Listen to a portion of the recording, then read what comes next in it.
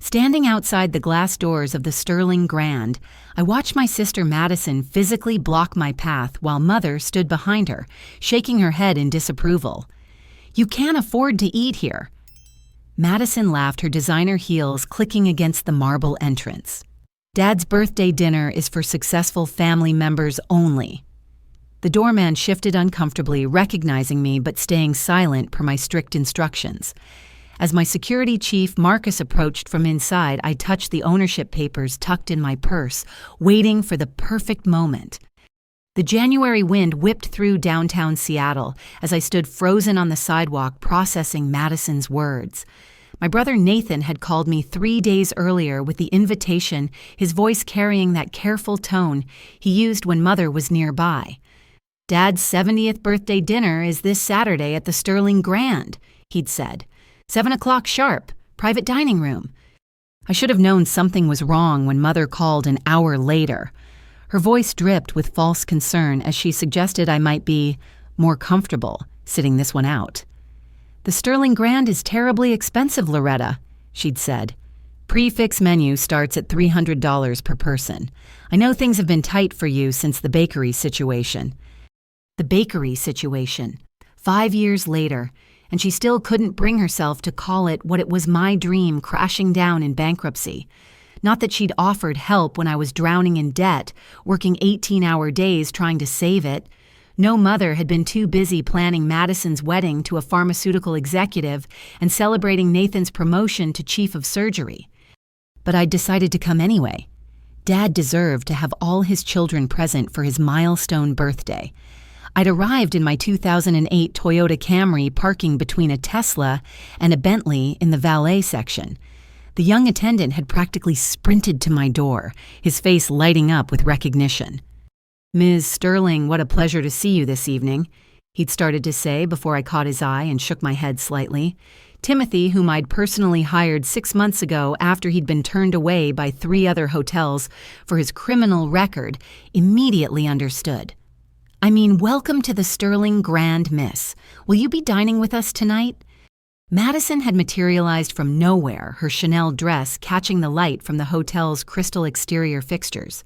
She looked me up and down, taking in my simple black dress from Target and the coat I'd bought at Goodwill. "Loretta, what are you doing here?" "Coming to Dad's birthday dinner," I'd replied, moving toward the entrance. That's when she'd stepped directly in my path, spreading her arms like a designer-clad barrier. "I don't think so. This isn't the kind of place where you can order water and breadsticks, sister dear." Mother had emerged from the lobby, then her pearls gleaming against her burgundy dress. She'd sighed that particular sigh she reserved for me, the one that said I was once again failing to meet her expectations. "Loretta, we discussed this. Your presence will only make everyone uncomfortable. Think of your father. He doesn't need the stress of worrying about you affording your meal on his special day." "I can pay for my own dinner," I'd said quietly. Madison had actually laughed at that, a tinkling sound that carried across the valet area. Several arriving guests glanced our way and Mother's face tightened. "Please don't make a scene," she'd hissed. "You're already attracting attention. Look at yourself. Your coat has a tear in the sleeve. Your shoes are scuffed. This is a 5-star establishment, not the public library where you stamp books all day." Through the towering windows, I could see the private dining room being prepared. Nathan was already inside, checking his phone, while his wife Emma arranged place cards on the table. My younger sister Grace had arrived early, too, her startup founder boyfriend Kyle helping her with her coat. They all looked like they belonged there, moving through the space with the confidence of people who never had to check prices on menus. "I'm Dad's daughter, too," I'd said, hating how small my voice sounded. Madison had rolled her eyes dramatically. "Being related doesn't mean you belong in every space. Some of us have worked hard to achieve a certain lifestyle. Some of us married well.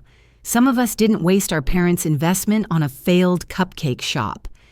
The words stung more than I wanted to admit. It hadn't been just a cupcake shop. It had been a full bakery, my grandmother's recipes brought to life a gathering place for the neighborhood. But explaining that to Madison would be like describing color to someone determined to see only in black and white. Marcus had chosen that moment to approach the doors from inside. 6 feet 4 inches of retired Navy SEAL, he moved with the kind of purpose that made people step aside without being asked. His eyes found mine through the glass, a question in them. I gave the slightest shake of my head. Not yet. Behind Madison and Mother, more family members were arriving. I saw my Aunt Patricia's Mercedes pull up, followed by my Uncle Robert's BMW. The extended family who'd all somehow been too busy to visit when I was sleeping on a friend's couch after losing my apartment. That's when Timothy the valet made a small mistake. As he took keys from another guest, he called out, "Don't worry, Miss Sterling, I'll have your car brought around whenever you're ready." Madison's head whipped toward him, then back to me. "Miss Sterling, did you tell the staff you're someone important? That's pathetic even for you." But I saw something flicker in Mother's eyes, a moment of uncertainty. She studied my face more carefully, perhaps noticing for the first time that despite my modest clothes, I stood differently than I had 5 years ago. My shoulders were back. My chin was raised. The broken girl who'd sobbed in bankruptcy court had been replaced by someone else entirely. Still, she shook off whatever doubt had crept in. "Come now, Madison. Let's go inside. The other guests are arriving, and I won't have them seeing us argue with Loretta on the sidewalk like common people." As they turned toward the door, Madison threw one last barb over her shoulder. "There's a Denny's 2 blocks down. More your speed. They're probably hiring 2 if you want to pick up a second job." Marcus had reached the door now, his hand on the handle from the inside. Through the glass, his lips moved silently. "Now." I touched the papers in my purse again, feeling their weight. 5 years of secrets, 5 years of careful planning, 5 years of letting my family believe I was nobody while I built an empire they couldn't even imagine. "Not yet," I mouthed back. "Let them dig themselves just a little bit deeper." Through the floor-to-ceiling windows, I watched the birthday celebration taking shape.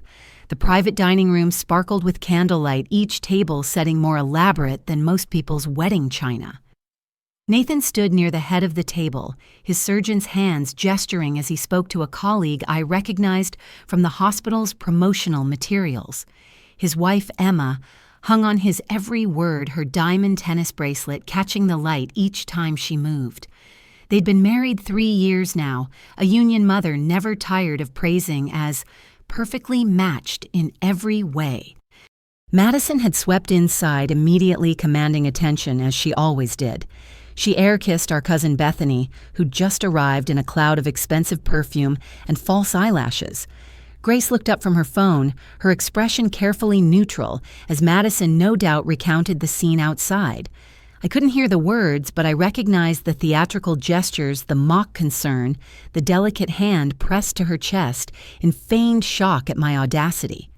Mother had positioned herself as the gracious matriarch, greeting each arriving guest with the kind of warmth she'd never shown me. Not since the bakery failed. Not since I'd proven myself unworthy of the Bennett family legacy of success. Still out here. A familiar voice made me turn. Cousin Bethany had come back outside, ostensibly to wait for her husband, but really to enjoy the spectacle. "Madison says you're trying to crash the party. Honestly, Loretta, have some dignity." "I was invited," I said simply. Bethany laughed a sharp sound that reminded me of breaking glass. Being invited and being welcome are 2 different things. You know how your mother is about appearances. The Sterling Grand. "Really? This place is $500 a head minimum. That's probably more than you make in a week at that little library job." $3,200 actually. That was my official salary at the library, the job I'd kept, because I genuinely loved it and because it provided the perfect cover. Nobody questioned a librarian driving an old car or living in a modest apartment. Nobody suspected a librarian of anything more ambitious than organizing book clubs and children's reading programs. "I can afford dinner." I repeated the same words I'd said to Madison. Bethany's husband, Derek, joined us, his eyes already glazed from whatever he'd been drinking in the car. "Loretta, still fighting the good fight, I see. How's the job hunt going? Any prospects beyond stamping due dates?" I bit back the dozen responses that came to mind.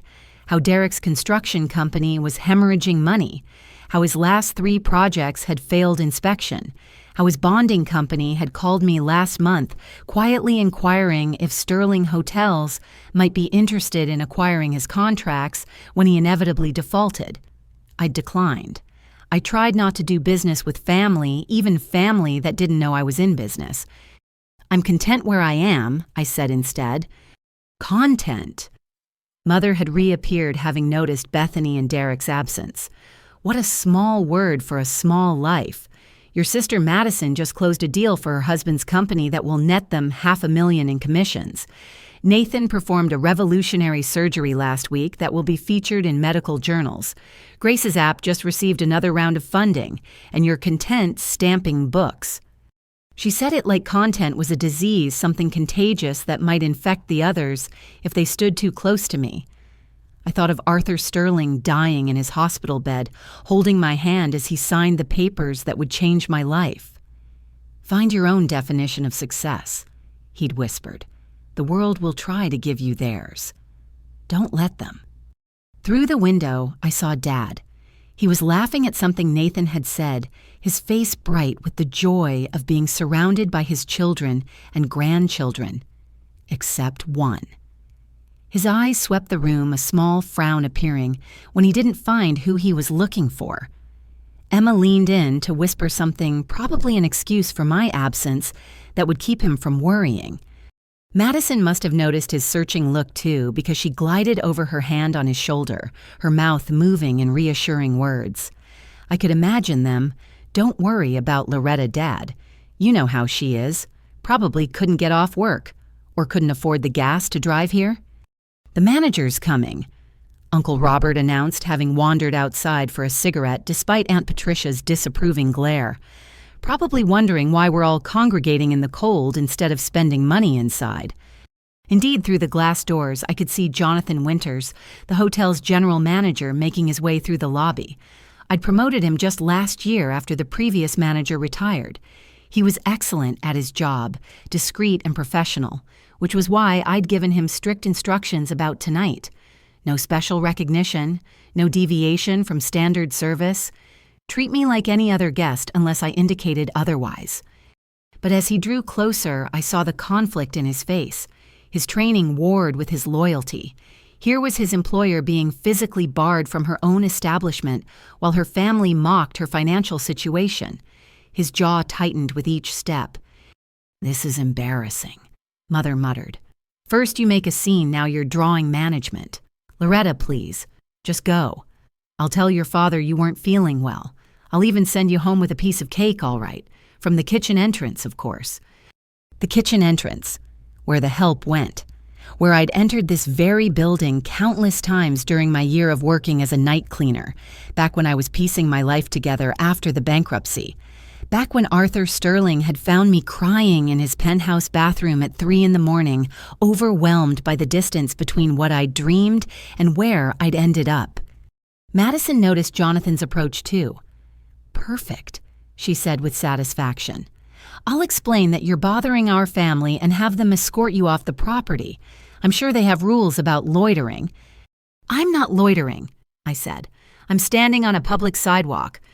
Technically, this is hotel property. Grace interjected, ever the precise one.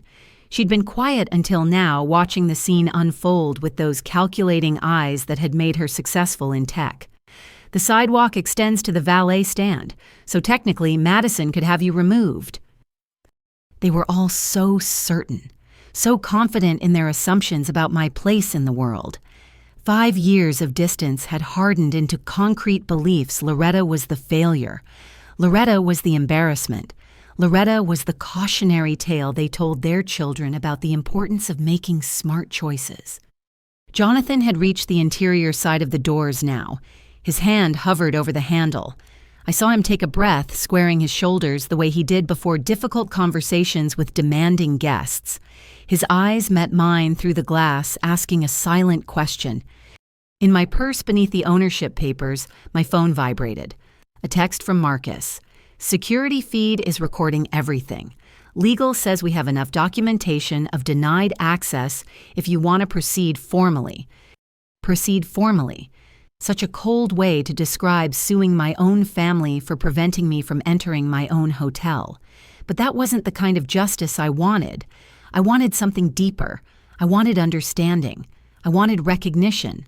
I wanted the look on their faces when they realized how profoundly they'd misjudged me. "You know what?" Mother said, her voice taking on that false sweetness she used when she was about to deliver a killing blow. "I'll make you a deal, Loretta. If you can show me a bank statement proving you have $500 available for tonight's dinner, I'll personally escort you inside." Madison clapped her hands in delight. "Oh, that's perfect. Come on, Loretta. Show us your vast wealth. Show us how successful you've become, stamping library books and wearing secondhand clothes." $500.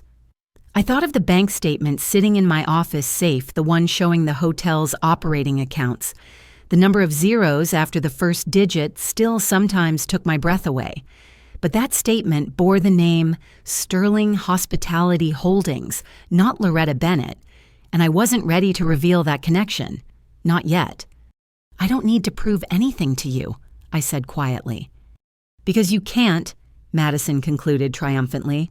"Just like you couldn't prove your bakery would succeed. Just like you couldn't prove you deserved the family's support. Just like you can't prove you belong here tonight." Behind the glass, Jonathan's hand turned the handle. The door began to open, and in that moment I made a decision. Let them think they'd won this round. Let them go inside believing they'd protected the family from embarrassment. Because when the truth came out, it would be so much sweeter. "You're right," I said, stepping back from the entrance. "I don't belong here." Mother's face relaxed with visible relief. Madison smirked. Grace went back to her phone. Bethany and Derek shared a knowing look. Uncle Robert flicked his cigarette into the street. "Finally some sense," Mother said. "Run along now, Loretta. We'll tell your father you send your love." As they filed back inside, congratulating themselves on handling the situation, I caught Jonathan's eye one more time. His mouth moved silently. "Are you sure?" I nodded, then turned and walked back toward the valet stand where Timothy waited with my keys, his face a mask of professional composure, despite the anger I saw simmering beneath. "Your car, Ms. Bennett," he asked loudly for the benefit of my family. "Not yet," I said softly once they were all inside. "But please ask Marcus to meet me in the executive entrance. Tell him it's time for Plan B." Timothy's face split into a grin. "With pleasure, Miss Sterling. With absolute pleasure." The executive entrance was tucked around the corner, a discreet door marked only with a small brass plaque. As I waited for Marcus, my mind drifted back 5 years to the night everything changed. The night I'd hit rock bottom and found something unexpected waiting there. The bakery's failure had been swift and brutal. What started as a dream fueled by my grandmother's recipes and a small business loan had ended in a courtroom with a judge pronouncing the word bankruptcy, like a final verdict on my worth as a person. I'd gone from entrepreneur to failure in 6 months, watching everything I'd built get auctioned off piece by piece. The industrial mixer I'd saved for 2 years to buy, the custom display cases where I'd arranged fresh pastries each morning, even the hand-painted sign that read Grandma Rose's Bakery in cheerful yellow letters. Mother had sat in the back of the courtroom that day, her face a mask of disappointment. She'd left before the proceedings ended, but not before I heard her whisper to Aunt Patricia. I told her not to use Mother's name for this foolishness. Now she's dragged it through the mud. The family support evaporated overnight. The same siblings who'd eaten my free samples and promised to spread the word suddenly had other commitments. Nathan was too busy with his residency. Madison was planning her engagement party. Grace was launching her first startup. And I was moving out of my apartment into a friend's basement, selling my car, and applying for any job that would have me. The library position had been a lifeline, but barely. $28,000 a year wasn't enough to live on in Seattle, not with bankruptcy payments and basic expenses. So I'd taken a second job through a cleaning service, working nights at office buildings. The third job, weekend shifts at a grocery store, had pushed me to 18-hour days. I'd lost 30 pounds I couldn't afford to lose, survived on expired food from the store, and learned to ignore the constant ache of exhaustion. The Sterling Grand had been just another building on my cleaning route. I'd been assigned to the executive floors and penthouse, working from midnight to 6 in the morning. The first week, I'd been too tired to appreciate the marble floors and crystal chandeliers. By the second week, I'd started to notice things, like how the hotel ran with clockwork precision even in the dead of night, like how every employee from security guards to night auditors moved with purpose and pride. It was my third week when I'd met Arthur Sterling. I'd been cleaning the penthouse bathroom, scrubbing marble that cost more per square foot than I made in a month when the tears had started. Exhaustion, despair, and loneliness had finally overwhelmed my defenses. I'd sat on the floor, my back against the gold-flecked wall, and sobbed into my cleaning gloves. "That's imported from Italy," a voice had said. "The marble, I mean. Probably not the best surface for tears. Too porous." I'd jumped up so fast I'd knocked over my bucket, sending soapy water across the pristine floor. An elderly man stood in the doorway wearing silk pajamas and an amused expression.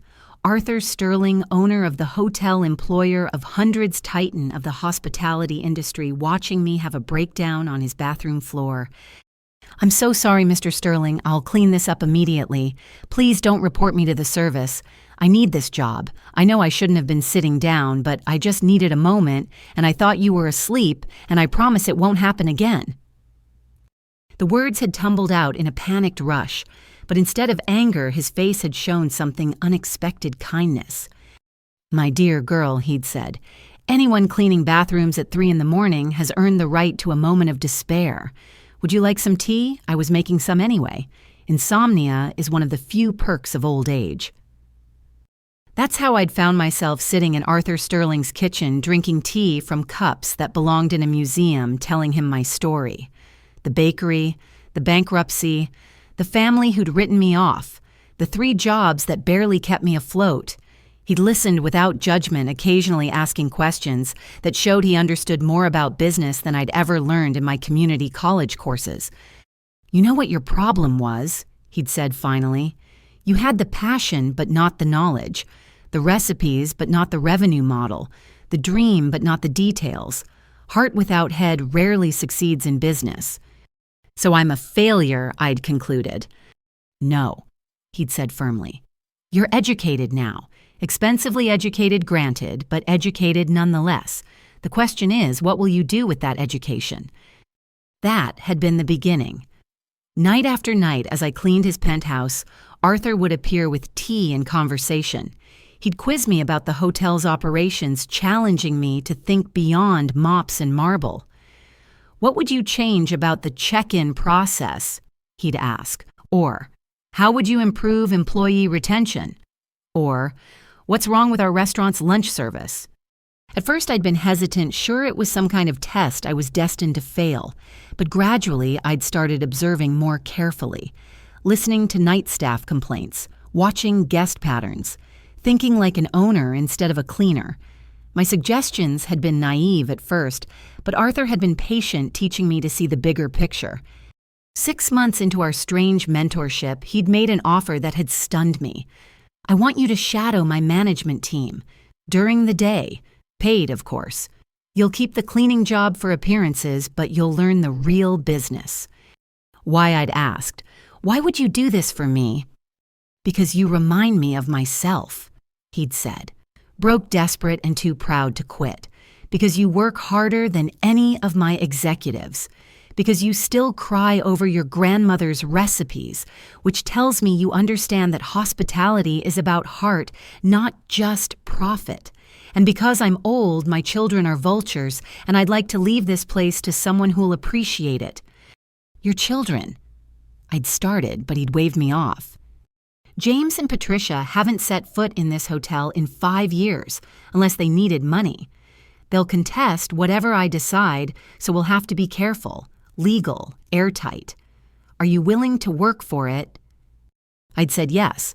Of course I'd said yes. And for 2 years, I'd lived a double life. Library clerk by day, cleaner by night, secret apprentice in every stolen moment between.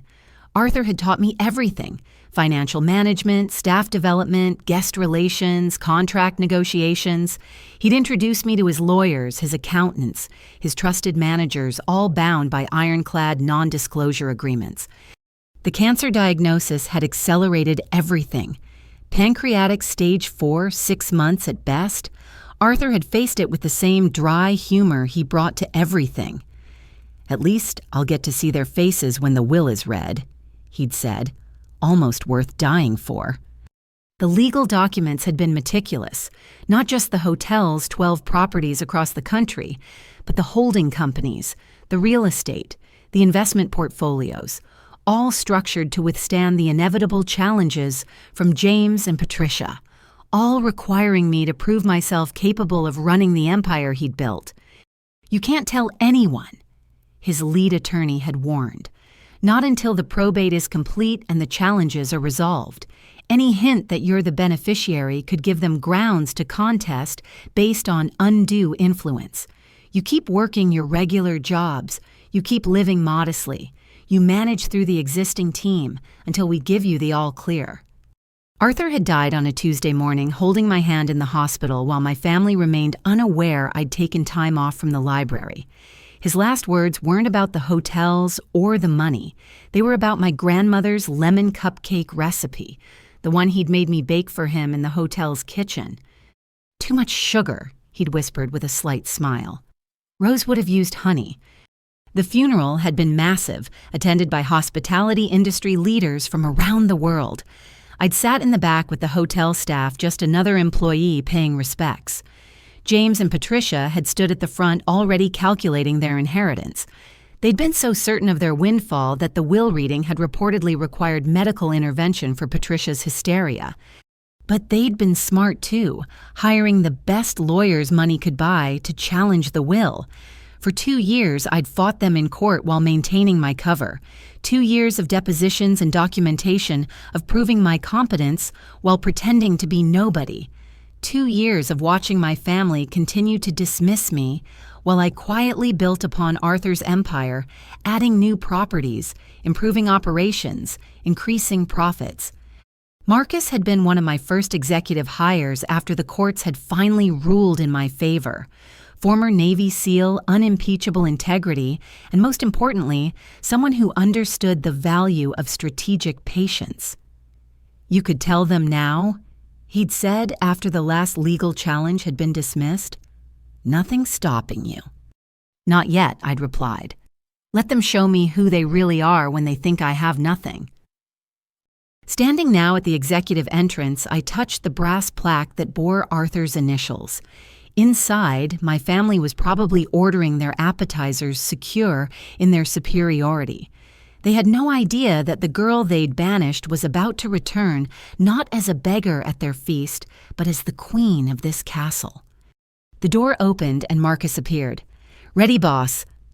"One question first," I said. "Am I being petty?" He considered this. "You're being human. They humiliated you. Publicly. After everything else they've done, I'd say you're being remarkably restrained. Arthur would have wanted me to be gracious." "Arthur would have wanted you to be smart," Marcus corrected. "And sometimes being smart means teaching people that actions have consequences. Your call, though. We can still just have a nice dinner in your private dining room, forget they're even here." I thought about Dad checking his watch, wondering where his eldest daughter was. I thought about 5 years of birthdays and Christmases where my invitation had been conveniently lost. I thought about Madison's laugh and Mother's dismissal and the collective certainty that I'd never amount to anything. "No," I said finally. "They made their choice. Now they get to live with it." Marcus smiled and opened the door wider. "Then let's go show them what they missed." The executive elevator whisked us silently to the 3rd floor where my private office overlooked the city skyline. I rarely used this space, preferring to work from the smaller manager's office near the lobby where I could stay connected to daily operations. But tonight, I needed a moment to center myself before the confrontation ahead. Marcus stood by the window, his stance relaxed but alert. Want me to review the timeline? Sometimes it helps to remember the facts when emotions run high. I nodded, settling into the leather chair I'd inherited from Arthur. On the wall hung his portrait, those shrewd eyes seeming to watch with approval. Next to it, in a simple frame, was the front page of the Seattle Times business section from 3 years ago. Sterling heir revealed, unknown woman inherits hotel empire. Arthur died on March 15th. Marcus began his military training evident in his precise recitation. Will reading was March 22nd. James and Patricia Sterling filed their first contest on March 23rd, claiming undue influence. You'd known Arthur for 2 years at that point, been training with him for 18 months. I remembered that first challenge vividly. James had stood in the courtroom, his face purple with rage, declaring that his father had clearly been manipulated by a gold-digging cleaning woman. The press had eaten it up. Local IRS or clever con. The headlines had screamed. They dug into my bankruptcy, my failed bakery, even my college dropout status. Madison had called me not with support, but to shriek about how I'd embarrassed the family name by being associated with such a scandal. The judge required a competency evaluation, Marcus continued. 6 months of psychiatric records proved Arthur was of sound mind. Financial forensics showed every decision was documented and logical. October ruling challenge dismissed. James immediately filed appeal. Those had been brutal months. Working at the library by day while spending nights in strategy sessions with lawyers. Keeping up the pretense of poverty while paying legal bills that would have bankrupted me without Arthur's careful provision of a legal defense fund. The stress had triggered migraines that left me shaking in bathroom stalls, but I'd never missed a day of work. I couldn't afford to give anyone ammunition against me. Second challenge alleged breach of fiduciary duty, Marcus went on. Claimed you'd mismanaged assets while Arthur was ill, required full audit of 18 months of operations. That audit had been my vindication. Every decision I'd made under Arthur's guidance had been documented, analyzed, and ultimately validated. Occupancy rates had increased, staff turnover had decreased, profit margins had improved across all properties. The forensic accountants had been impressed despite themselves.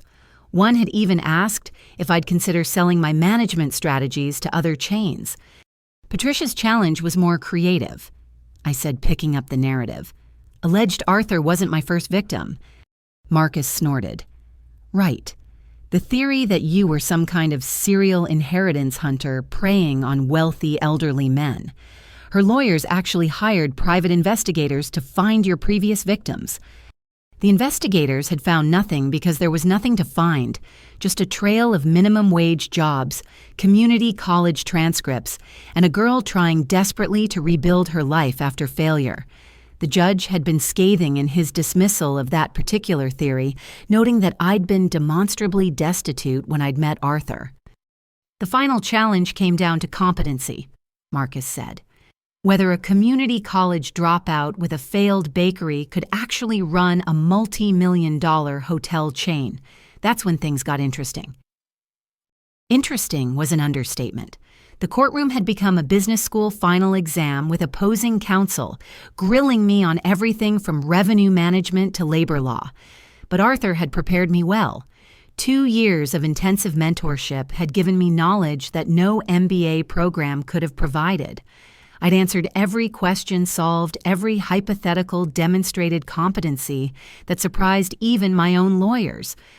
The real turning point was when you presented the 5-year plan. Marcus reminded me, the one you'd developed with Arthur before his diagnosis.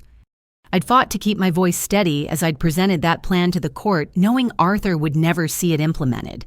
Expansion into boutique properties, diversification into residential developments, staff profit-sharing programs that would make Sterling Hotels an industry leader in employee satisfaction.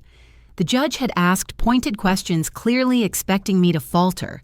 Instead, I'd shown him financial projections, market analyses, architectural renderings, all the work Arthur and I had done during those late-night sessions. James actually tried to hire you after that, Marcus said with a chuckle. Offered you a position running his investment firm if you'd sign away the hotels. $2 million in a Manhattan apartment, I recalled. He was so certain everyone had a price. But I'd remembered Arthur's words.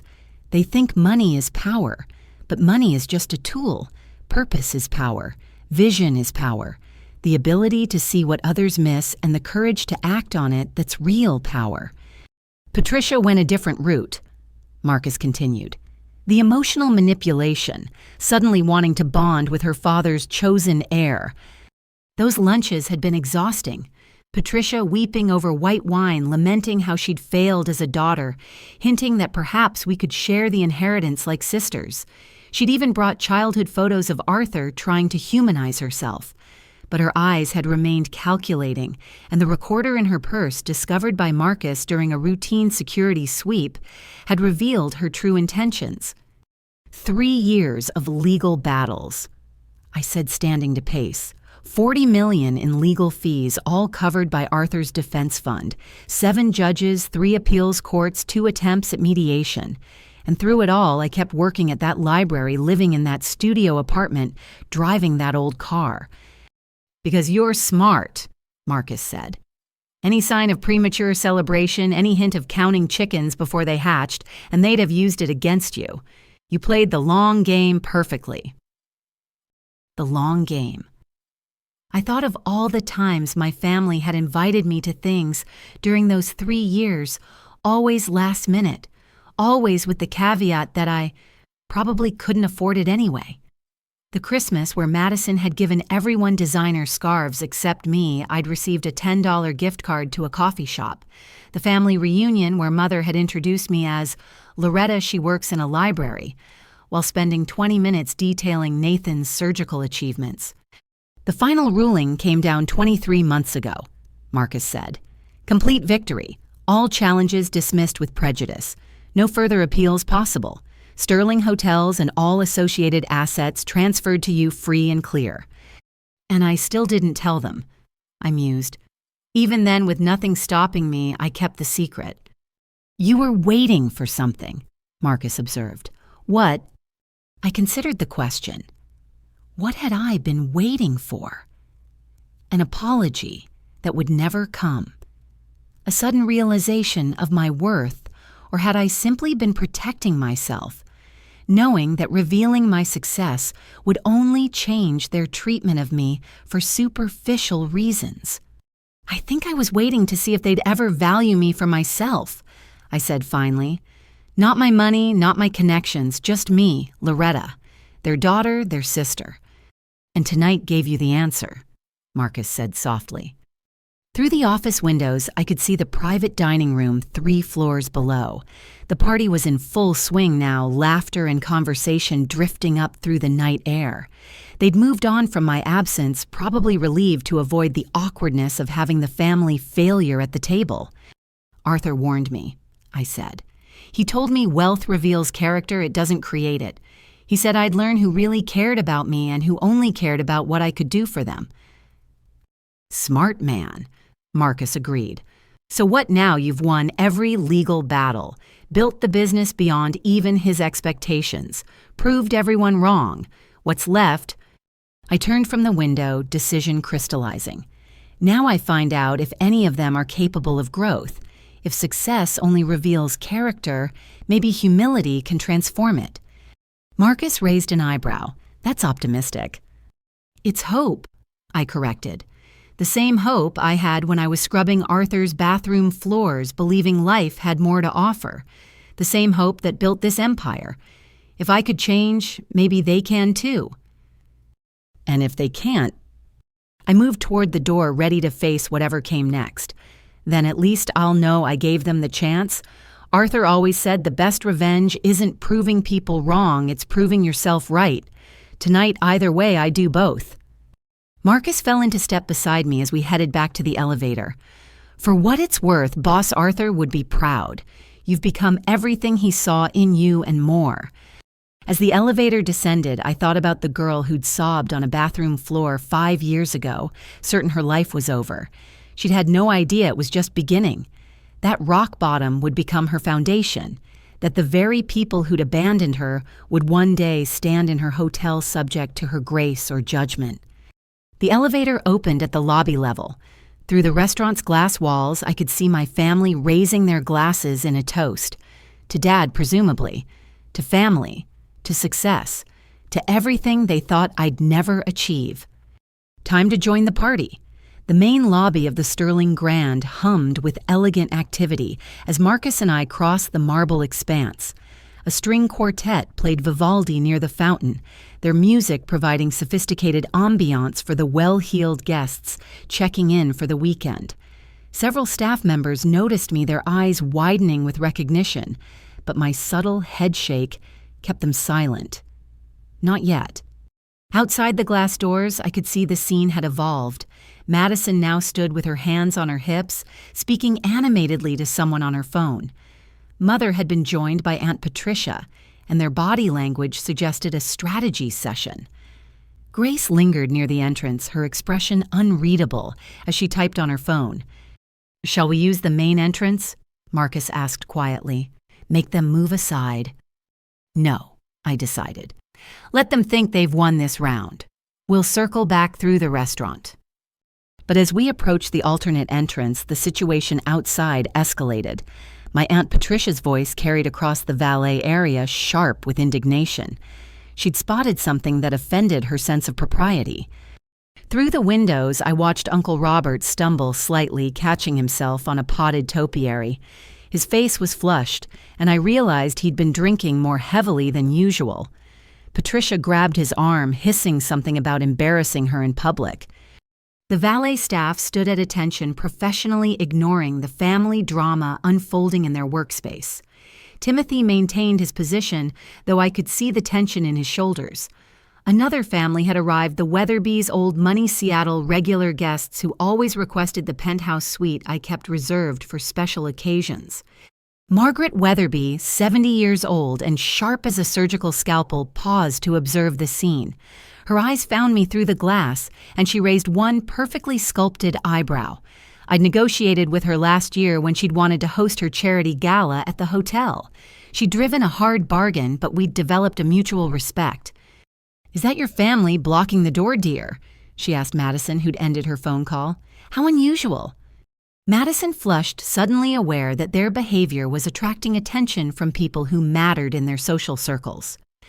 "We're just handling a small family matter, Mrs. Weatherby. Nothing to concern yourself with." "Indeed," Margaret said dryly, her gaze shifting to me again. She knew exactly who I was, had known since the Business Journal ran that feature article about young hotel entrepreneurs. But like the consummate society player she was, she revealed nothing. "Well, do handle it quickly. Some of us have reservations." The criticism, mild as it was, sent Mother into damage control mode. "Of course, Mrs. Weatherby.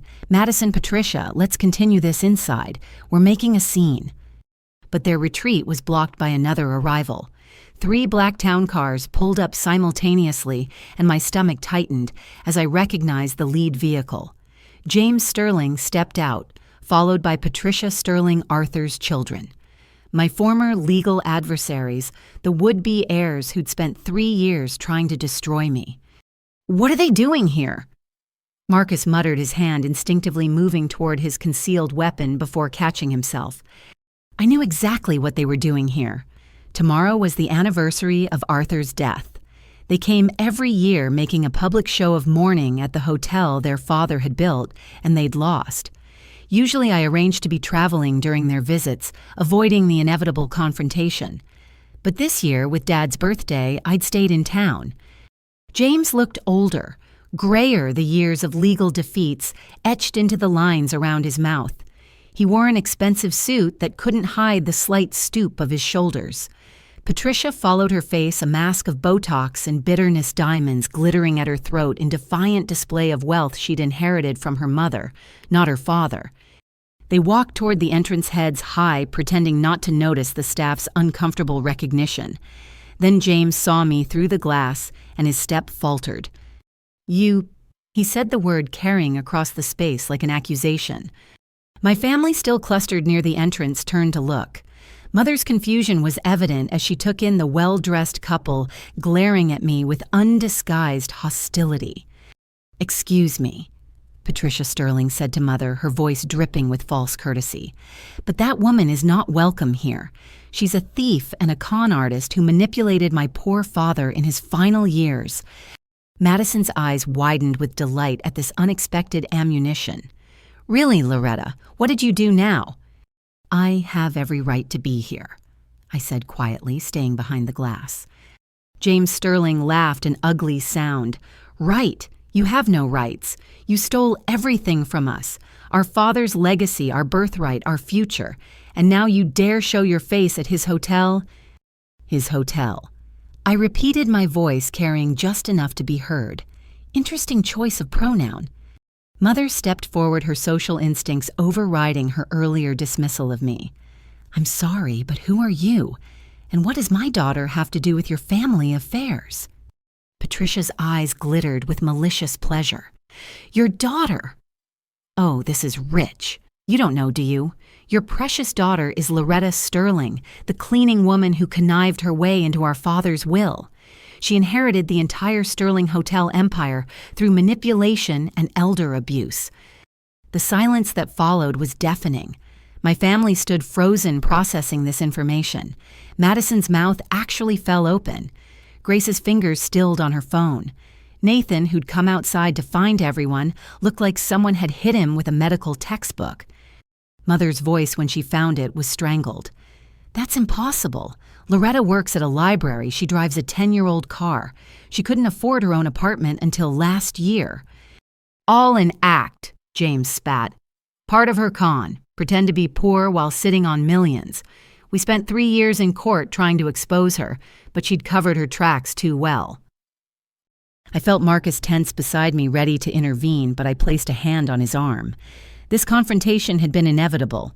Perhaps it was better to have it now with witnesses, with my family watching. Uncle Robert, swaying slightly, burst into inappropriate laughter. "Loretta! Our Loretta owns hotels." He turned to his wife. "Patricia, your niece owns hotels. The one you said would end up homeless." "Shut up, Robert," Aunt Patricia hissed, but her eyes were fixed on me with a calculating expression I recognized. The same look she'd had when she'd discovered Nathan was going to be a doctor. The same look when Madison had announced her engagement to money. Grace stepped forward, her analytical mind already working through the implications.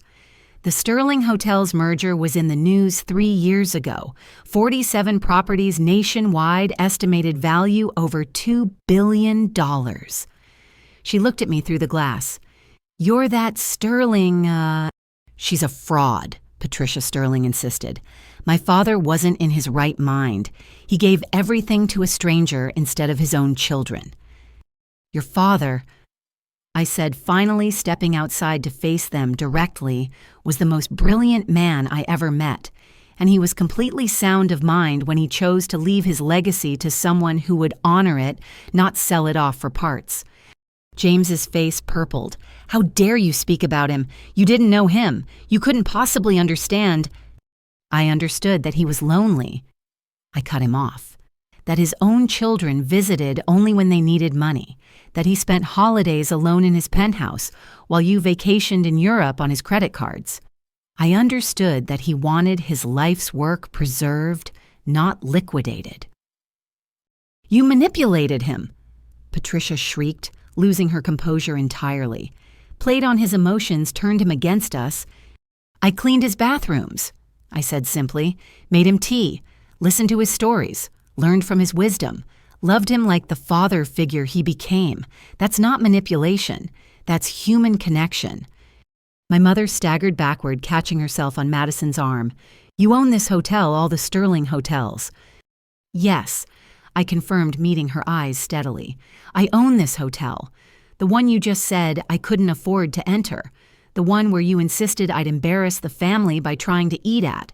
The one where my own sister physically blocked me from attending my father's birthday dinner." Madison's face cycled through expressions like a slot machine: disbelief, calculation, embarrassment, anger, before settling on defensive hostility. "You lied to us. All these years, you let us think you were poor."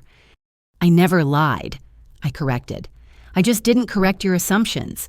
You decided I was a failure after the bakery closed. You never asked what came next. This is ridiculous, Mother said, rallying her dignity. If you really owned this place, you would have said something. No one keeps that kind of secret from their own family. Grace held up her phone, showing a business article with my photograph. She's telling the truth. Loretta Sterling, heir to the Sterling hospitality empire. It's all here. The legal battles, the confirmation of inheritance, even a profile in Forbes from last year. The Forbes article. I'd tried to decline that interview, but my PR team had insisted it was necessary for the brand. The photographer had wanted to shoot me in designer clothes in the penthouse, but I'd insisted on business attire in a working office. The headline had read, "From Rags to Riches, the cleaning woman who built an empire." "But you kept working at the library," Nathan said, finding his voice. "I saw you there just last month when I was returning medical journals." "Because I love it," I said. "Because it keeps me grounded. Because Mrs. Chen needs someone who understands the Dewey Decimal System, and Tommy Martinez lights up when I save new dinosaur books for him. Not everything is about money." James Sterling stepped forward aggressively, and Marcus shifted position, a subtle but clear warning. "Don't you dare act noble. You're nothing but a gold digger who got lucky. My father's empire should have stayed in the family." "It did," I said quietly, "just not the family you expected." The implications of my words hung in the air.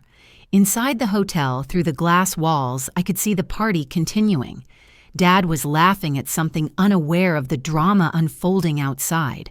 The Sterling Grand hummed with life and purpose, exactly as Arthur had envisioned. "I need to sit down," Mother said faintly. But there was no respite coming. Jonathan Winters, my general manager, had finally reached the breaking point. He emerged from the hotel, flanked by 2 security officers, his face professional but determined. "Ms. Sterling," he said, addressing me formally, "I apologize for the disturbance. Shall I have security escort the disruptive individuals from the property?" The question was aimed at me, but his eyes included all of them, James and Patricia Sterling, who'd tormented me for years, but also my own family who'd blocked me from entering my own establishment. Madison gasped. "You can't evict us. We have a reservation. We're paying customers." "Actually," Jonathan said smoothly, "the owner has ultimate discretion over who enjoys the privilege of our hospitality." He turned back to me. "Your instructions, Miss Sterling." The power felt strange in my hands. With a word, I could ban them all, have them escorted away in front of Seattle society. It would be justified after their treatment of me. It might even feel satisfying for a moment. But I thought of Dad inside celebrating his birthday, unaware of the storm outside. I thought of Arthur, who'd taught me that grace was the ultimate power move. I thought of the future, and whether I wanted it defined by revenge or reconciliation. "No evictions," I said finally. "But James and Patricia Sterling are banned from the property after tonight. They've said goodbye to their father's legacy for the last time." James opened his mouth to protest, but Patricia grabbed his arm. She knew they had no recourse. The courts had been clear. I held all the cards. As for my family, I continued looking at each of them in turn. They're welcome to stay for my father's birthday dinner, if they can find it in themselves to enter as my guests, knowing who I really am. The challenge hung between us. Marcus stood ready. Jonathan waited for further instructions. The valet staff pretended not to watch, and my family, the people who dismissed me, diminished me, denied me, had to decide if their pride was worth more than their curiosity. It was Grace who moved first. "I'd like to hear the whole story," she said simply, "if you're willing to tell it." One by one, they had to choose. And in that moment, I realized this had been Arthur's final lesson. Success isn't about proving others wrong. It's about giving them the chance to prove themselves better than their worst moments. The glass doors stood open. The question was who would walk through them. Marcus stepped forward, his presence commanding immediate attention. At 6 feet 4 inches of trained muscle and discipline, he had a way of making space around him without saying a word. His eyes swept the assembled group before settling on me with professional deference. "Ms. Sterling," he said, his deep voice carrying across the valet area. "I apologize for the delay in reaching you. There was a situation in the North Wing that required brief attention." His gaze shifted meaningfully to James and Patricia Sterling. "Nothing we couldn't handle, of course. We're quite experienced with difficult guests." Madison's laugh came out as a strangled squeak. "Ms. Sterling. You're actually calling her Ms. Sterling. This has to be some kind of elaborate prank." She whirled on me. "Did you hire actors? Is this your pathetic attempt at revenge for being excluded?" "Actors." Marcus raised one eyebrow, a gesture that somehow conveyed volumes of disdain. "Ma'am, I'm Marcus Chen, head of security for Sterling Hotels, former Navy SEAL, 10 years of service, Silver Star recipient. I don't do amateur theater." "But your name is Chen," Mother said weakly. "She couldn't have hired you. We were told never to use that name." I closed my eyes briefly. Of course that's what she would focus on. Mother Marcus is Korean-American third generation and one of the most decorated veterans in the state. The fact that you think his surname disqualifies him from employment says more about your prejudices than his capabilities. Jonathan stepped smoothly into the conversation. "If I may add, Ms. Sterling personally recruited Mr. Chen from a distinguished career in private security. He's revolutionized our safety protocols across all properties. We're fortunate to have him." "All properties," Nathan repeated slowly. "How many properties are we talking about?" Grace, still studying her phone, answered before I could. "According to the latest SEC filings, Sterling Hospitality Holdings operates 47 hotels across the United States, with 3 more under construction. Annual revenue last fiscal year was approximately $800 million. $800 million, Madison whispered.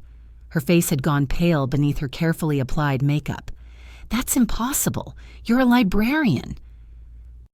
"I'm many things," I said. "A librarian, a hotel owner, a businesswoman, a daughter who wasn't important enough to include in her father's birthday dinner until you discovered my net worth." James Sterling, who'd been uncharacteristically quiet, suddenly erupted. "This is exactly what she does. Plays the victim while sitting on stolen wealth.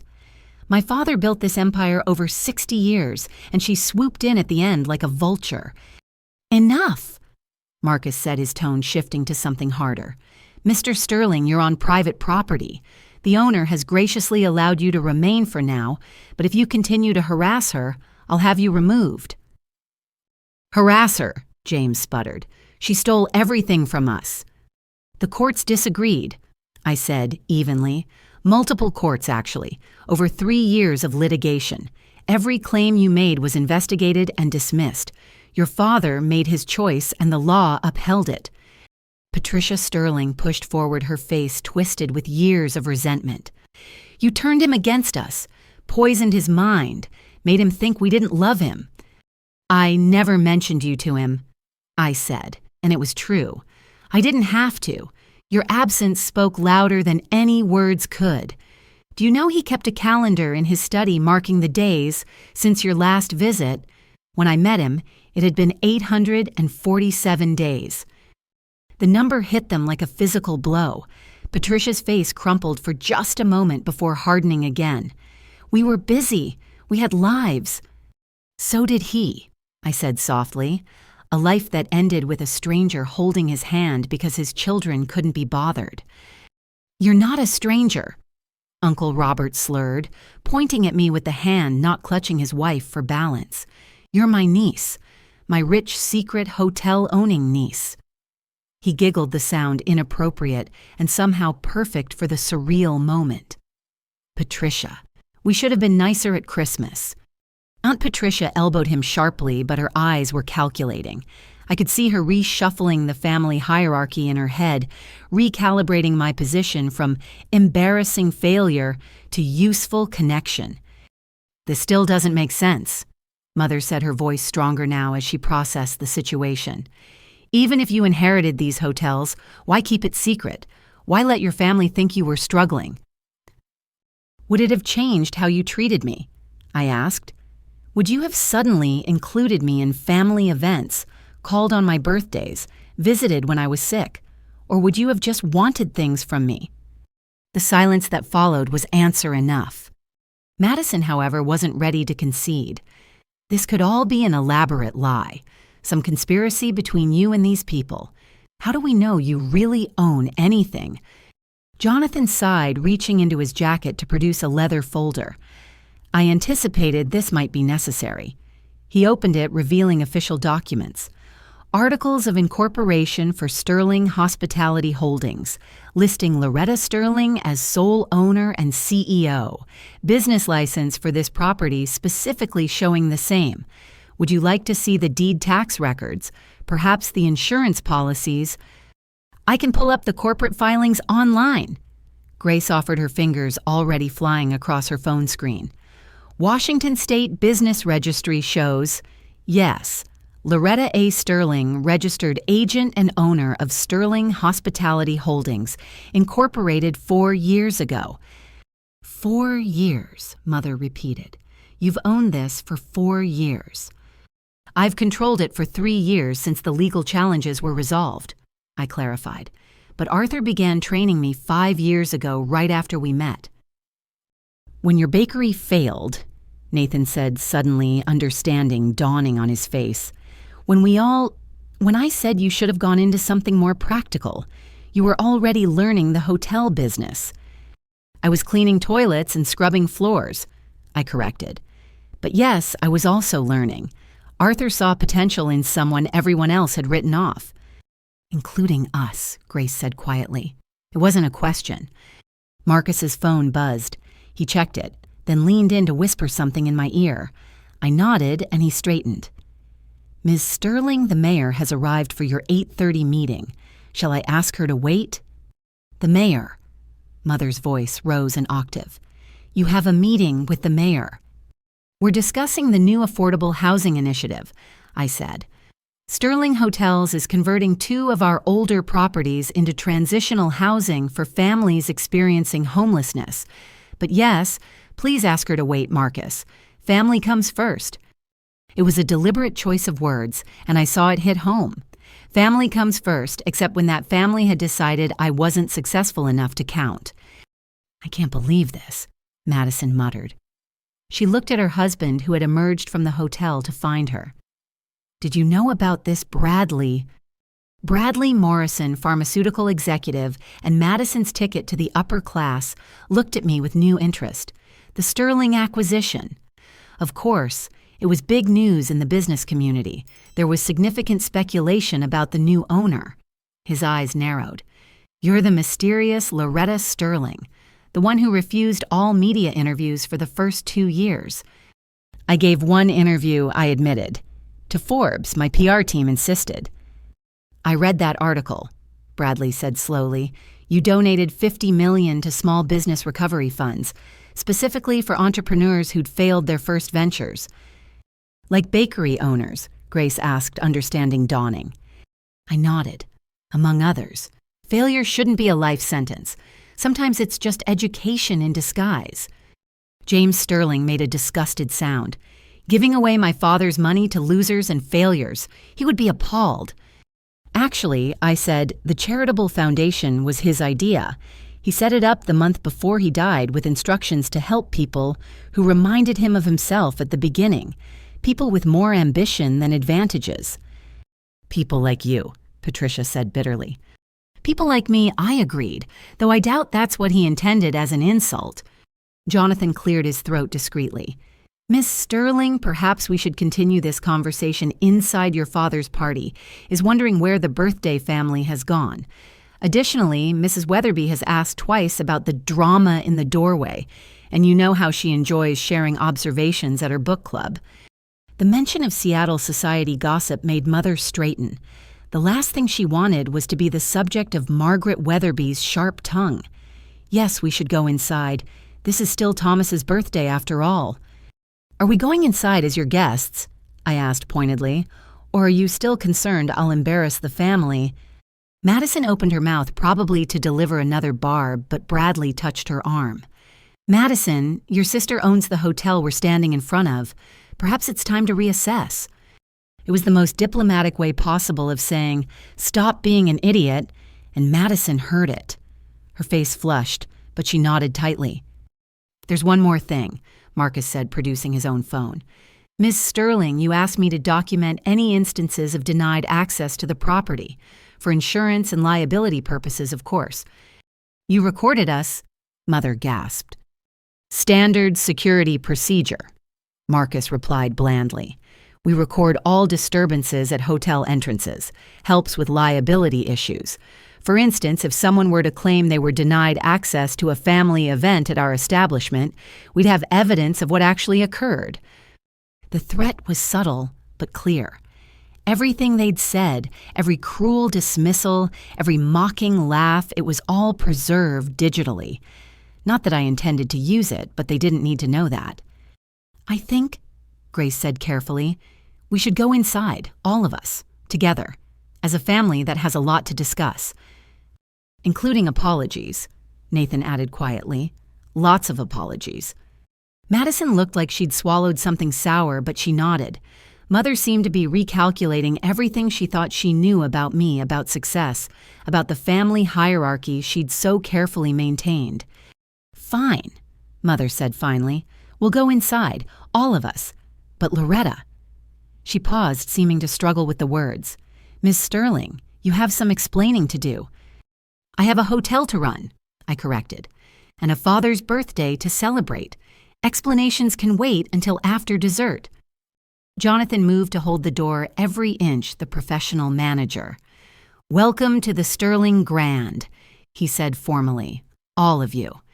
As we filed inside, James and Patricia Sterling remained on the sidewalk, their legal banishment, beginning the moment the rest of us entered. I paused at the threshold, looking back at Arthur's children one last time. "He loved you," I said quietly, just for them.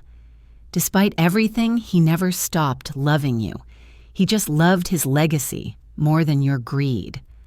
Then I walked into my hotel, surrounded by the family that had rejected me to celebrate with the father who'd never stopped believing I'd find my way. The marble floors gleamed under crystal chandeliers.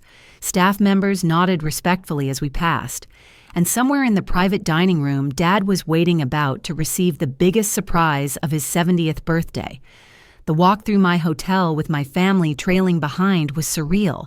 Each step across the marble floors echoed with 5 years of secrets, while staff members who'd become like extended family to me struggled to maintain professional composure.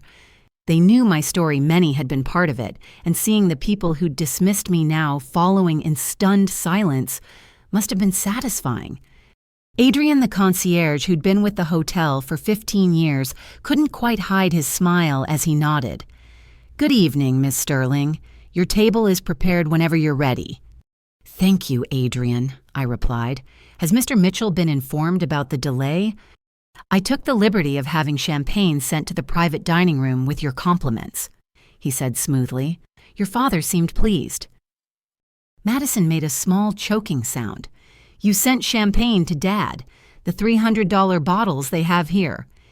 "The Perrier Jouet Belle Époque," Adrian confirmed. "Mrs. Sterling's standing selection for special occasions." We passed the main restaurant where diners enjoyed their Friday evening meals, unaware of the family drama playing out in their midst.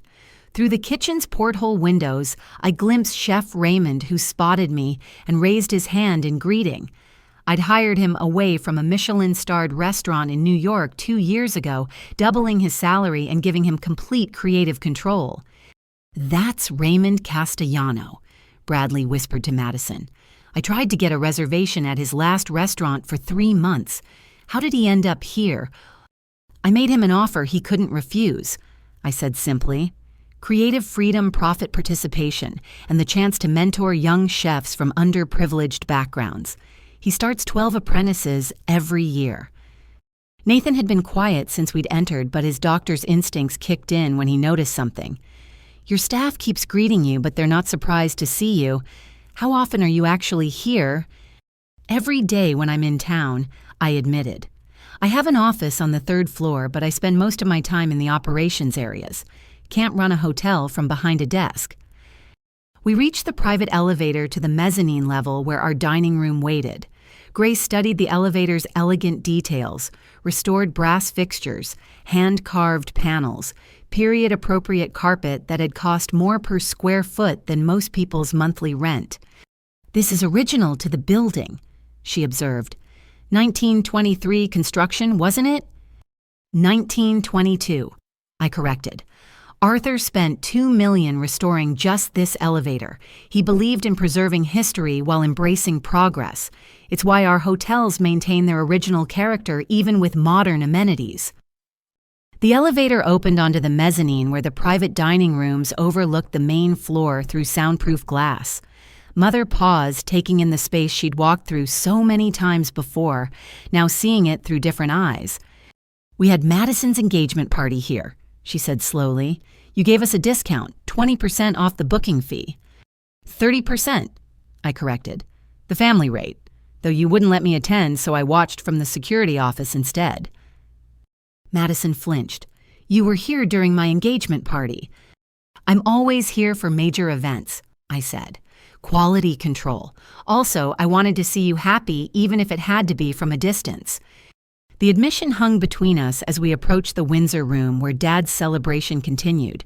Through the etched glass doors I could hear laughter and conversation, normal sounds of a family gathering unaware their world was about to shift. Marcus stepped ahead to open the door, but I caught his arm. "Give me a moment." I turned to face my family. Mother, rigid with confusion. Madison, defensive. Nathan, thoughtful. Grace, analytical. Aunt Patricia, calculating. Uncle Robert, barely upright. "Before we go in, I need you to understand something. Dad doesn't know. I've never told him about the hotels, about Arthur, about any of it. He still thinks I'm just his daughter who works at the library." "Why?" Mother demanded. "Why would you keep this from your own father?"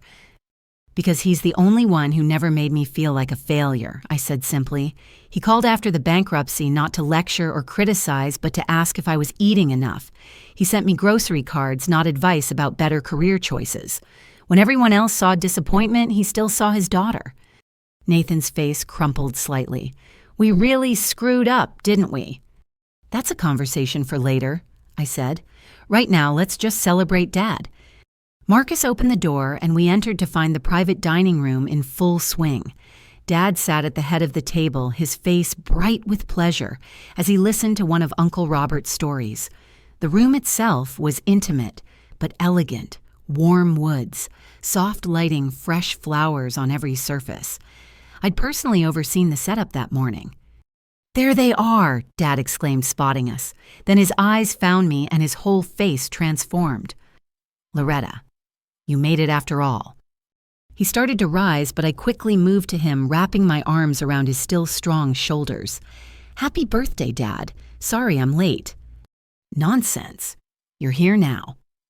He pulled back to look at me, his eyes crinkling. "Though you look tired, sweetheart. The library working you too hard." Before I could answer, Madison interjected. "Dad, we need to tell you something about Loretta." "Madison?" I warned, but she bulldozed forward. "She owns this place, Dad, the whole hotel, the whole chain.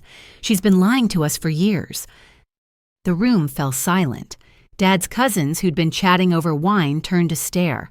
Emma, Nathan's wife, dropped her fork. Even the server Carlos, who'd been pouring water, froze mid-motion. Dad looked from Madison to me, confusion clear on his face. "Owns the hotel. What's she talking about, Loretta?" I shot Madison a look that could have melted steel, then gently took Dad's hand. "It's true, Dad. I inherited the Sterling Hotels from Arthur Sterling. But I never lied to you. I just didn't know how to tell you." "Arthur Sterling," Dad repeated. "The hotel magnate who died a few years back. The news said he left everything to someone outside the family. That was you."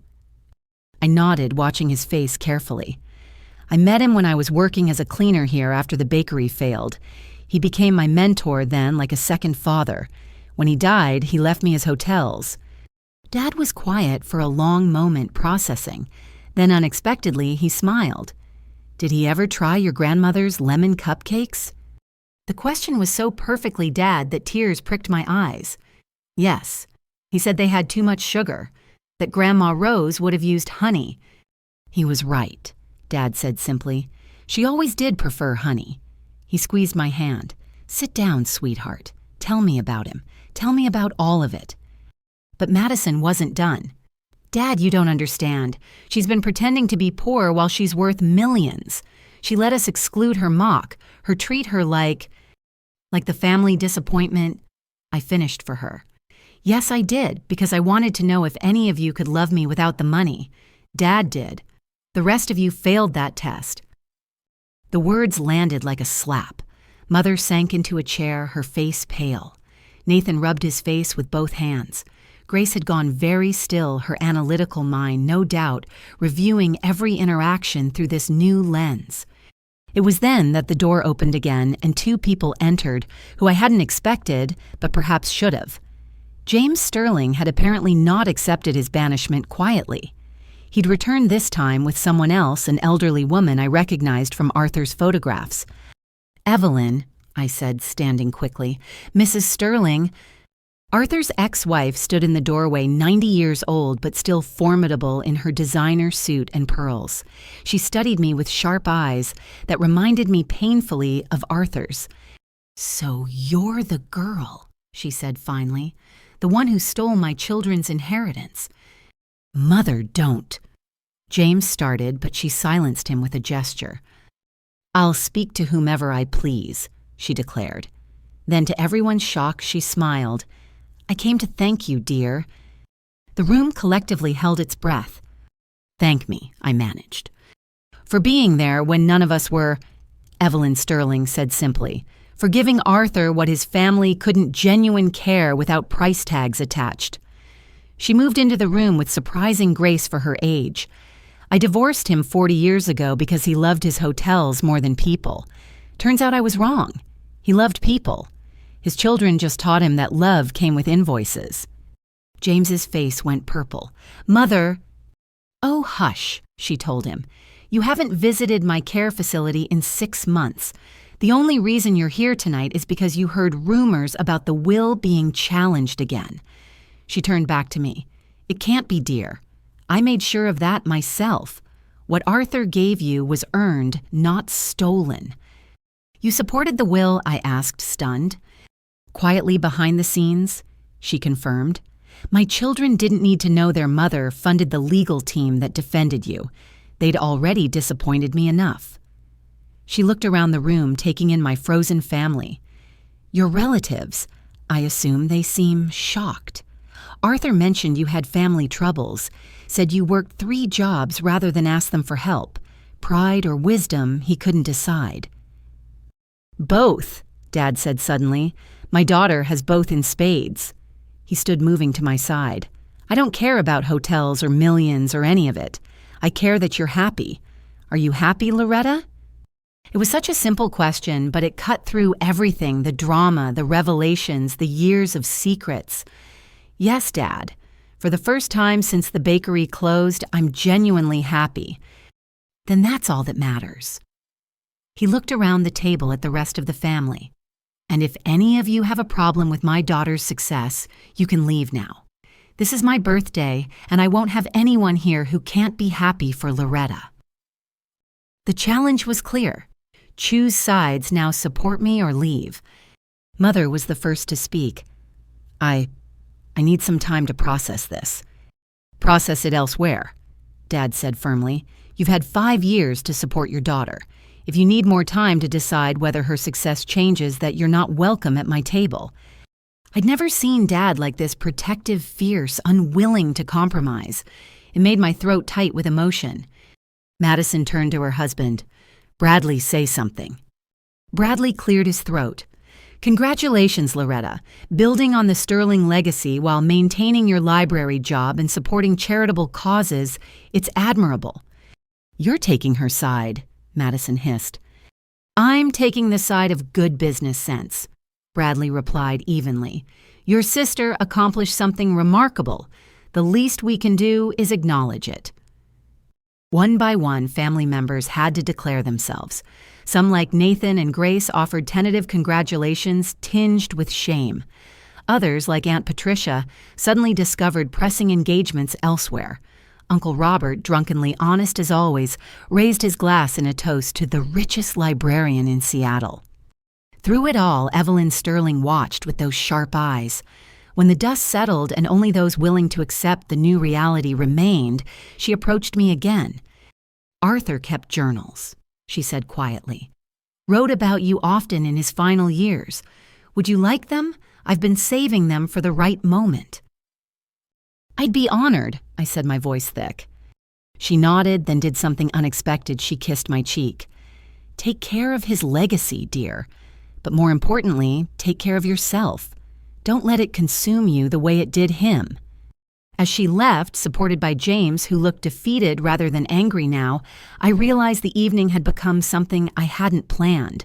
Not revenge or vindication, but a reckoning. The truth was, out secrets scattered like cards on the table, and everyone had to decide what to do with them. Dad raised his champagne glass. "To my daughter Loretta," he said firmly. Who inherited more than hotels, she inherited the grace to succeed without stepping on others to get there. Some glasses rose immediately. Others followed slowly. Madison's remained on the table until Bradley lifted it for her. To Loretta came the chorus, some voices stronger than others. I sipped my champagne, tasting victory and sadness in equal measure. The truth hadn't set everyone free, but at least now we were all dealing with reality instead of assumptions. Outside the private dining room windows, Seattle sparkled in the night. Below, the Sterling Grand continued its elegant business, unaware that in one small room, a family was trying to rebuild itself around a new understanding of success-failure and the space between. As the champagne toast settled into uncomfortable silence, James Sterling reappeared in the doorway one final time. His earlier rage had transformed into something more complex, resignation mixed with an emotion I couldn't quite identify. Behind him, Evelyn waited with that same knowing expression. "Before we go," James said stiffly, "I owe you something." The room tensed. Marcus stepped closer to me instinctively, but I held up a hand. James had never been physically violent, just verbally vicious, and something in his posture suggested defeat rather than attack. He pulled out his phone, scrolling through it before holding it out to me. 3 months ago, my CFO sent me this analysis. I never responded to it. I took the phone, scanning the document. It was a comprehensive review of Sterling Hotel's performance under my leadership versus the final years of Arthur's management. The numbers made my breath catch. Occupancy up 23%. Revenue per available room increased by 31%. Employee satisfaction scores at historic highs. New property acquisitions strategically positioned in emerging markets. My father was brilliant. James continued, his voice rough. But he was also tired. The last 5 years of his life, the hotels were coasting, maintaining, not growing. Under your leadership, he gestured at the phone, every metric has improved, every single one. Madison peered over my shoulder at the screen. I don't understand these numbers. They mean, Bradley said quietly, having moved to look as well, that Loretta hasn't just maintained Arthur Sterling's legacy. She's exceeded it. These performance indicators are exceptional, especially in the current market. James took his phone back, pocketing it with shaking hands. I spent 3 years trying to prove you were incompetent, that you'd destroy everything my father built. Instead, you've made it worth nearly double what it was when he died. It was never about the money, I said. I know that now, James admitted, which is probably why you succeeded where I would have failed. He straightened his tie, a gesture so like his father it made my chest ache. I'm not asking for forgiveness. I'm not that evolved. But I am acknowledging that my father chose well, even if I'll never understand why he didn't choose me. Evelyn touched his arm gently. Because you would have sold it all within a year to fund your hedge fund ventures. We both know it's true. James didn't deny it. With a final nod to me, he let his mother out, this time for good. The door closed behind them with a soft click that felt like the end of a chapter. Well, Dad said into the silence, that was unexpected. He looked around the table. Should we order dinner? I'd like to hear more about how my daughter became a hotel mogul while I wasn't paying attention. Actually, I said, standing, let me show you something first. I moved to the wall panel that controlled the room's presentation system. Most guests didn't know it existed, but I'd had all the private dining rooms equipped with state-of-the-art technology for business meetings. A few taps brought up the display screen, and I pulled out my phone to cast the prepared presentation I'd never thought I'd share with my family. This is the Arthur Sterling Foundation. I began as images filled the screen. Started with $50 million in seed funding, now worth over $200 million thanks to strategic investments. Last year alone, we helped 312 small business owners recover from bankruptcy. The screen showed faces, men and women of all ages and backgrounds, standing in front of reopened shops, restaurants, service businesses. Their smiles were genuine, grateful, proud. This is Maria Gonzalez. I continued highlighting one image. Single mother of 3 lost her food truck business during COVID.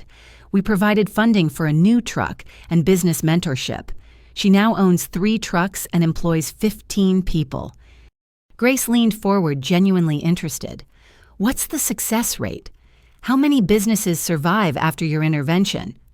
73% are still operational after 3 years, I replied. Compare that to the standard 20% survival rate for businesses recovering from bankruptcy. What makes the difference? Nathan asked. Mentorship, I said simply. Money alone doesn't save a failing business. They need guidance connections, someone who believes in them when everyone else has written them off, the way Arthur believed in me. The next slide showed a familiar building. This is the Seattle Skills Center, opened last year. We train unemployed and underemployed individuals for careers in hospitality, housekeeping, maintenance, culinary arts, hotel management, free training, paid internships, and guaranteed job interviews within the Sterling Hotels network. You created jobs programs, Mother asked, her voice small. I created opportunity programs, I corrected. The jobs were already there. I just made sure people who looked like I did 5 years ago, desperate, overlooked, written off, had a chance to fill them. Dad was smiling now, that proud father smile I'd seen when Nathan graduated medical school or when Madison got married. But this time, it was for me. The next image made Madison gasp. It was her husband Bradley's pharmaceutical company's headquarters. 6 months ago, I said carefully, Morrison Pharmaceuticals was facing a hostile takeover from Titan Corp. You were going to lose everything: Bradley's position, the employee pension fund, the research division developing the affordable insulin. Bradley's face had gone pale. That was you, the anonymous investor who blocked the takeover. I nodded. $40 million investment through a shell company, enough to give you controlling interest again. I couldn't let 800 people lose their jobs because Titan wanted to strip the company for parts. Madison stared at me, then at Bradley, then back at me. You saved Bradley's company. Why, I've been nothing but horrible to you. Because you're my sister, I said simply, and because those employees didn't deserve to suffer for corporate greed. The same reason I quietly paid off Nathan's medical school loans last year. Nathan's water glass hit the table with a thunk. That was you. The loan servicer said it was an administrative correction. I might have suggested they phrase it that way. I admitted. You were killing yourself working extra shifts to make payments. Patients need doctors who aren't exhausted from financial stress. Grace held up her phone, showing a banking app. The angel investment in my startup last year. Tech Angel LLC. That was you too, wasn't it? Guilty, I confirmed. Your AI healthcare platform has the potential to save lives. It deserved funding without strings attached. The room had gone very quiet. Mother's hands trembled as she set down her champagne flute. You've been helping us all along. Even when you treated me like I was invisible, I finished. Yes, because that's what family does, or what it should do. But we didn't, Madison whispered. We excluded you, mocked you, made you feel worthless. Tears had started streaming down her face, ruining her perfect makeup. And you still saved Bradley's company. You still protected us. I protected 800 employees and their families, I clarified. The fact that it helped you was a bonus. Dad stood moving around the table to pull me into a fierce hug. My brilliant, generous daughter. I'm so proud of you I could burst. There's more, I said against his shoulder. One more thing. I pulled back, returning to the presentation. The final slide showed architectural renderings of a beautiful building, classic Seattle craftsman style with modern touches. The Rose Bennett Memorial Culinary Institute, breaking ground next month on Capitol Hill. Full scholarship program for aspiring bakers and pastry chefs from low-income backgrounds. Grandma Rose. Mother breathed. You named it after your grandmother. Our grandmother, I corrected. The one whose recipes I supposedly wasted on a failed bakery. Turns out they weren't wasted, they were just waiting for the right moment. Will you teach there? Grace asked. Guest lectures, I confirmed, along with some of the best pastry chefs in the world. We've already received 400 applications for the first class of 20 students. Nathan cleared his throat. Loretta, I need to say something. When your bakery failed, I told you that some people aren't meant to be entrepreneurs, that maybe you should accept your limitations and find a steady job. He met my eyes, his own filled with shame. I was an arrogant ass who mistook a setback for a life sentence. I'm sorry, deeply, profoundly sorry. We all are, Grace added quietly. We saw you struggling, and instead of helping, we distanced ourselves, like poverty might be contagious. We failed you as a family. Mother had been silent, but now she stood moving toward me with uncertain steps. Can you forgive us? Not because you should, but because I want the chance to know my daughter, the real one, the one who builds empires while stamping library books, the one who saves her sister's husband's company while being blocked from entering her own hotel, the one who still cries over Grandma Rose's recipes, Dad added softly, just like she did when she was 7 and trying to get the frosting just right.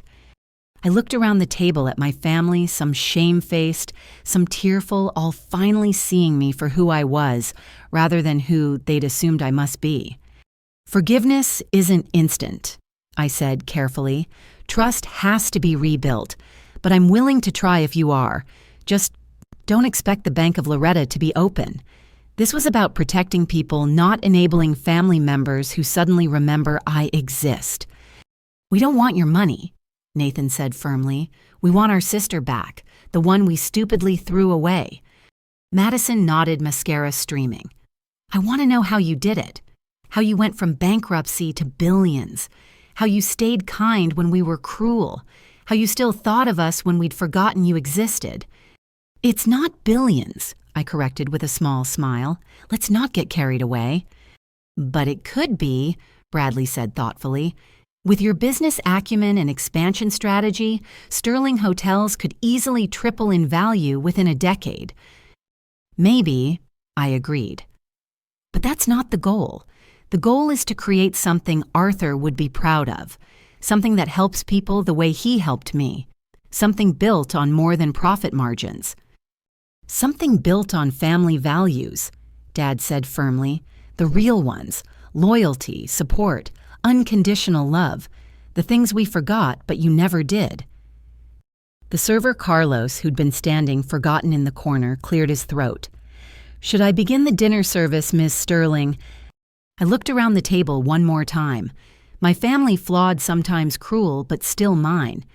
Yes, Carlos, and please tell Chef Raymond we'll be doing the full tasting menu. This is a celebration after all.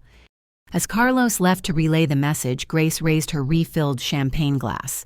To second chances, and to the sister who gave them to us even when we didn't deserve them. This time every glass rose, even Madison's. To Loretta, they chorused. But I was already thinking ahead. The Arthur Sterling Foundation board meeting next week, the new hotel opening in Portland, the scholarship recipients to select, the library reading program I was sponsoring. The empire I'd inherited had become something larger, a vehicle for the kind of change Arthur had believed possible. Tell us everything, Mother said as the first course arrived. Start from the beginning. That night in the bathroom when you met Arthur. We want to hear it all." So I did. Over perfectly seared scallops and expertly paired wines, I told them about the old man in silk pajamas who'd changed my life with tea and wisdom, about the lessons learned between midnight and dawn, about the empire built on kindness rather than conquest. And for the first time in 5 years, it felt like I had a family again. Not perfect, not without scars, but willing to try. Arthur would have approved, Grandma Rose would have baked a cake, and Dad just held my hand and smiled, finally seeing all of his daughter instead of just the parts that fit his expectations. As the evening progressed and course after course of Chef Raymond's exquisite menu arrived, the atmosphere in the private dining room shifted from tense revelation to something more tentative, like a family learning to breathe again after holding their breath for years. Dad hadn't let go of my hand except when absolutely necessary for eating, and even then he kept glancing at me as if I might disappear. "Tell me about the library," he said suddenly between the fish course and the meat. "You kept working there through everything. Why?" I smiled, thinking of the quiet haven that had been my anchor through the storm of litigation and corporate responsibility. "Remember when you used to take me there as a kid, every Saturday morning? You'd check out the maximum number of books," he recalled, his eyes warming. 20 at a time. I'd carry half of them because you couldn't see over the stack. "Mrs. Chen still works there," I continued. "She's 78 now, still remembers every patron's name, still recommends the perfect book. When I applied for the job, she hired me on the spot. Said anyone who read that voraciously as a child understood the sacred duty of connecting people with stories." "But surely with the hotels," Mother began, then caught herself. "I'm sorry, I'm doing it again, aren't I? Measuring everything by money." "The library pays $28,000 a year," I said. "I donate my entire salary back to their programming fund, but I show up 3 days a week because Tommy Martinez is 8 years old and dyslexic, and he trusts me to find him books he can actually read, because Jennifer Huang is 92 and legally blind, and I'm the only one who knows she likes her audiobook mysteries without too much gore." Grace nodded slowly. "It keeps you grounded, connected to the community in a way the hotels can't." "It reminds me that success isn't about what you own," I agreed. "It's about what you give. Arthur taught me that, but the library lets me live it." Dad squeezed my hand. "You know what this reminds me of when you were 10 and saved your allowance for 6 months to buy that fancy mixer for your grandmother? You could have bought toys, clothes, anything, but you wanted her to have an easier time with her arthritis." She cried, I remembered. Happy tears. She used that mixer until the day she died. "And then you inherited it," Dad continued. "Used it in your bakery. I saw it in the auction listing." His voice roughened. "I wanted to buy it back for you, but your mother thought it would enable my delusions," Mother finished quietly. "I told him you needed to accept your failure and move on. I was so wrong." Madison had been unusually quiet, but now she spoke up. "The auction. I went to it.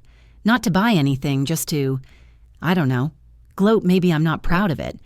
But I saw you there, Loretta, standing in the back watching strangers buy pieces of your dream. You looked so broken." "I was broken," I admitted. "That was 3 days before I met Arthur. 3 days before everything changed." "But you didn't know that then," Nathan pointed out. "You thought it was the end. How did you keep going?" I thought about those dark days, the weight of failure crushing my chest, the shame of bankruptcy burning in my veins. Dad called me that night, after the auction. "Do you remember, Dad?" His eyes misted. "You sounded so lost. I was worried. I was afraid you might do something drastic. You told me about the time you got laid off from Boeing." I continued. "How you felt like a failure, unable to provide for your family. How you considered giving up. But then you remembered that we needed you, not your paycheck. We needed our father." "You needed your daughter," Dad said softly. "Success or failure, rich or poor. I just needed my little girl to be okay. That call saved me, I told him. Reminded me that I was more than my mistakes. 3 days later, when I met Arthur crying on his bathroom floor, I remembered your words. That's why I could accept his help, because you'd already shown me that accepting help wasn't weakness. The meat course arrived perfectly prepared Wagyu beef that probably cost more than most people's car payments. The irony wasn't lost on me. 5 years ago, I'd been surviving on expired grocery store food. Now I owned the restaurant serving this meal.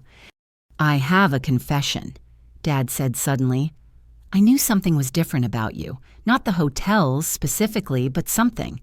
You carried yourself differently, spoke with more confidence, and when you'd take me to lunch, you never flinched at prices anymore. Why didn't you say anything? I asked. Because you'd tell me when you were ready, he said simply, just like you didn't pressure me to retire when the doctor recommended it. We respect each other's journeys. The doctor recommended retirement. Nathan's head snapped up. When what's wrong? Dad waved him off. Minor heart issues, stress-related. Nothing that can't be managed with medication and lifestyle changes. When did this happen? Mother demanded. Why wasn't I told? Because you would have fussed and worried and made it about you, Dad said with uncharacteristic bluntness. Loretta found out because she actually visits. She's the one who found me the cardiac specialist. Best in the city somehow got me an appointment within a week. Dr. Morrison at Swedish Medical, I confirmed. We donate to their cardiac wing. They were happy to accommodate. Of course you do, Madison muttered, but there was something like wonder in her voice rather than resentment. Dad reached into his jacket, then pulling out a wrapped box I hadn't noticed him carrying. I have something for you, Loretta. I've been carrying it around for months, waiting for the right moment. I took the box, carefully unwrapping it. Inside, nestled in tissue paper, was my grandmother's recipe box, the one I thought had been sold at the bakery auction. The wooden surface was polished to a warm glow, the brass hinges gleaming.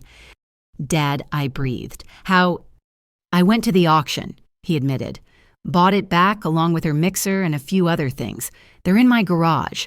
I thought someday you might want to try again and you'd need them. I opened the box, finding all the familiar recipe cards in Grandma Rose's careful handwriting. Lemon cupcakes, apple turnovers, the famous Christmas cookies that took 3 days to make properly. And there in the back, a new card in Dad's handwriting. Read it, he urged. Through tears, I read aloud, Recipe for Success. One daughter who never gives up.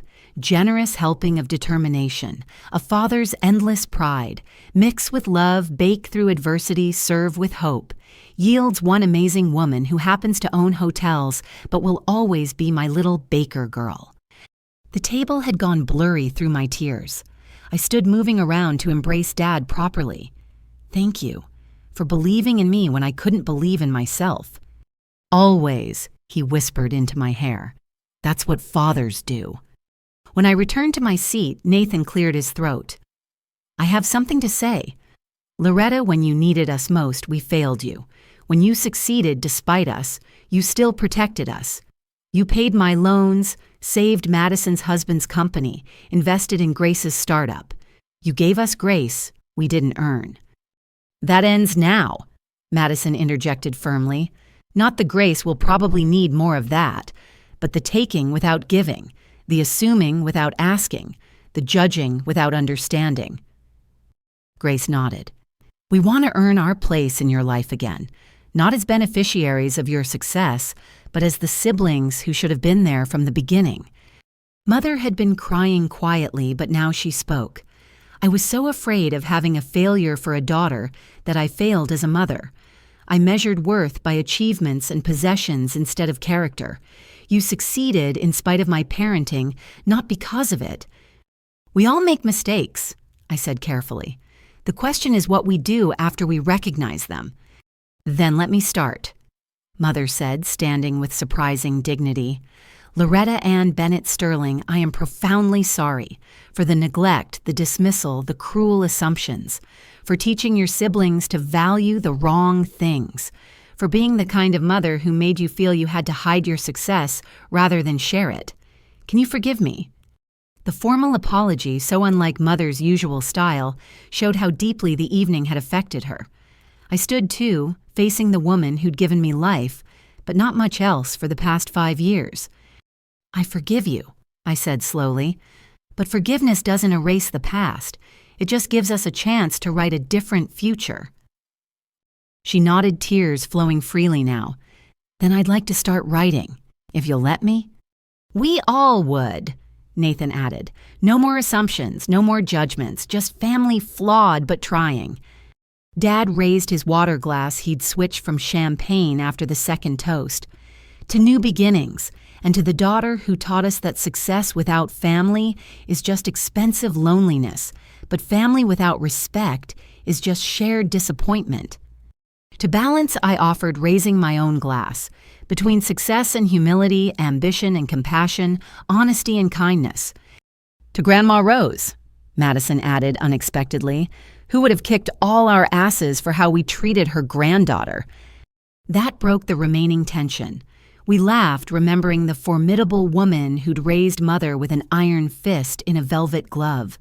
She would indeed have had words, probably while wielding a rolling pin, for how the family had fractured. As dessert arrived, Chef Raymond's spectacular take on Grandma Rose's lemon cupcakes, which he'd perfected after I'd shared the recipe, Dad pulled out his phone. "Before we go any further, I'm calling the others. Your cousins, aunts, uncles.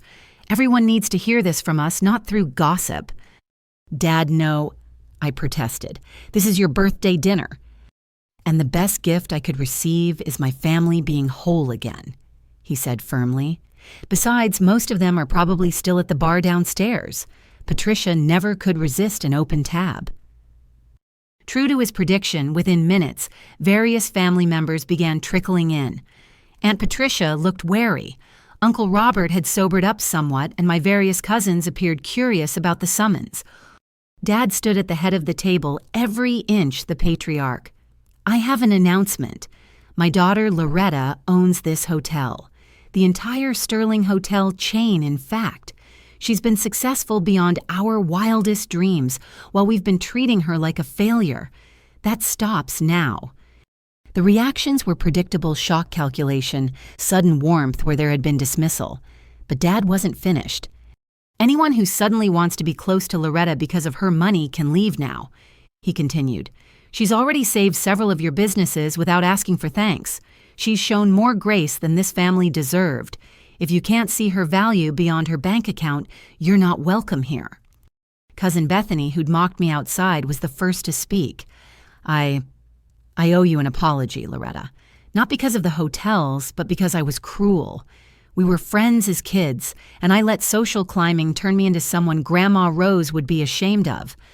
One by one, they had to confront their behavior. Some apologized sincerely. Others remained silent, unable to bridge the gap between their assumptions and reality. But the truth was out, spreading through the family like wildfire.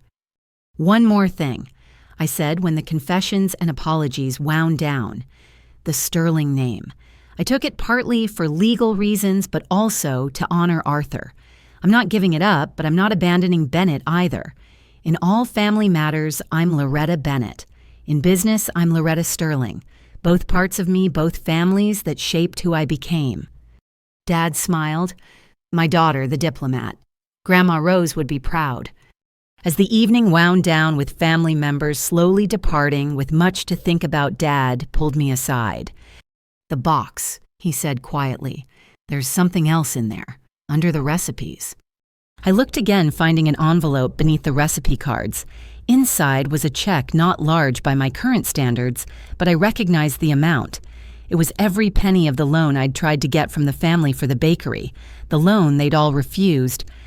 "I've been saving," Dad explained, "since the day you had to close, putting aside what I could have given you then. I know it's too late and you don't need it now, but—" "It's perfect," I interrupted, hugging him fiercely. "I'll use it for the first scholarship at the Culinary Institute, the Thomas Bennett Memorial Scholarship. How's that sound?" "I'm not dead yet," he protested, but his eyes were bright with pleasure. "No," I agreed. "You're very much alive, and finally so am I, the real me, not the version anyone else expected. As we prepared to leave the private dining room, I looked back at the table where so much had been revealed. Tomorrow there would be questions, adjustments, probably more apologies, and revelations. But tonight, for the first time in 5 years, I'd had dinner with my family as myself, successful, generous, flawed, and real. "Hey," Madison said, catching my arm as we walked out. "That bakery, the one that failed.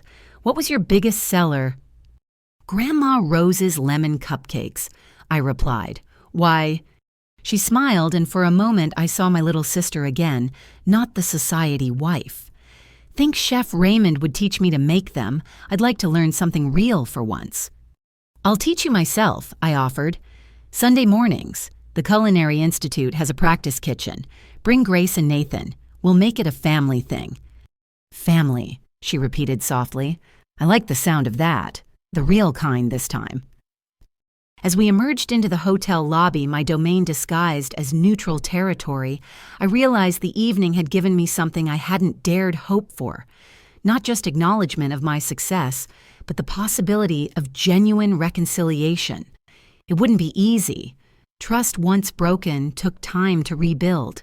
But like a failed bakery that led to an empire, sometimes the best things rose from the ashes of what came before. Walking beside my father, surrounded by family who finally saw me clearly, I thought Arthur would have approved, not of the wealth or the hotels, but of the harder accomplishment turning revelation into reconciliation, success into service, and a family's blindness into a chance for better sight. The valet brought Dad's car around. I'd quietly instructed Timothy to comp all the parking fees, and as I helped him in, he squeezed my hand one more time. "Happy birthday, Dad," I said. "Sorry it got so dramatic." "Best birthday I've ever had," he replied firmly. "The day I got my daughter back. All of her." As their cars pulled away into the Seattle night, I stood in front of my hotel, no longer hiding who I was. Marcus appeared at my elbow, ever vigilant. "How do you feel, boss?" I considered the question. Like I finally put down a weight I didn't realize I was carrying. Also exhausted. Family revelations are harder than board meetings. But worth it. I thought of Dad's face when he gave me the recipe box of Madison asking to learn baking, of Grace's genuine interest in the foundation of Nathan's heartfelt apology. "Yeah," I said softly, "worth it." Tomorrow would bring new challenges running an empire while rebuilding family relationships, balancing public success with private healing. But tonight, I was just Loretta Bennett's sterling daughter and sister Baker, and businesswoman failure and success story all rolled into one. And for the first time in 5 years, that felt like exactly who I was supposed to be. The next morning arrived with Seattle's typical January drizzle, but my phone had been buzzing since 5 a.m. Word travels fast in families, and by dawn, every Bennett relative from here to Boston had heard some version of the previous night's revelations.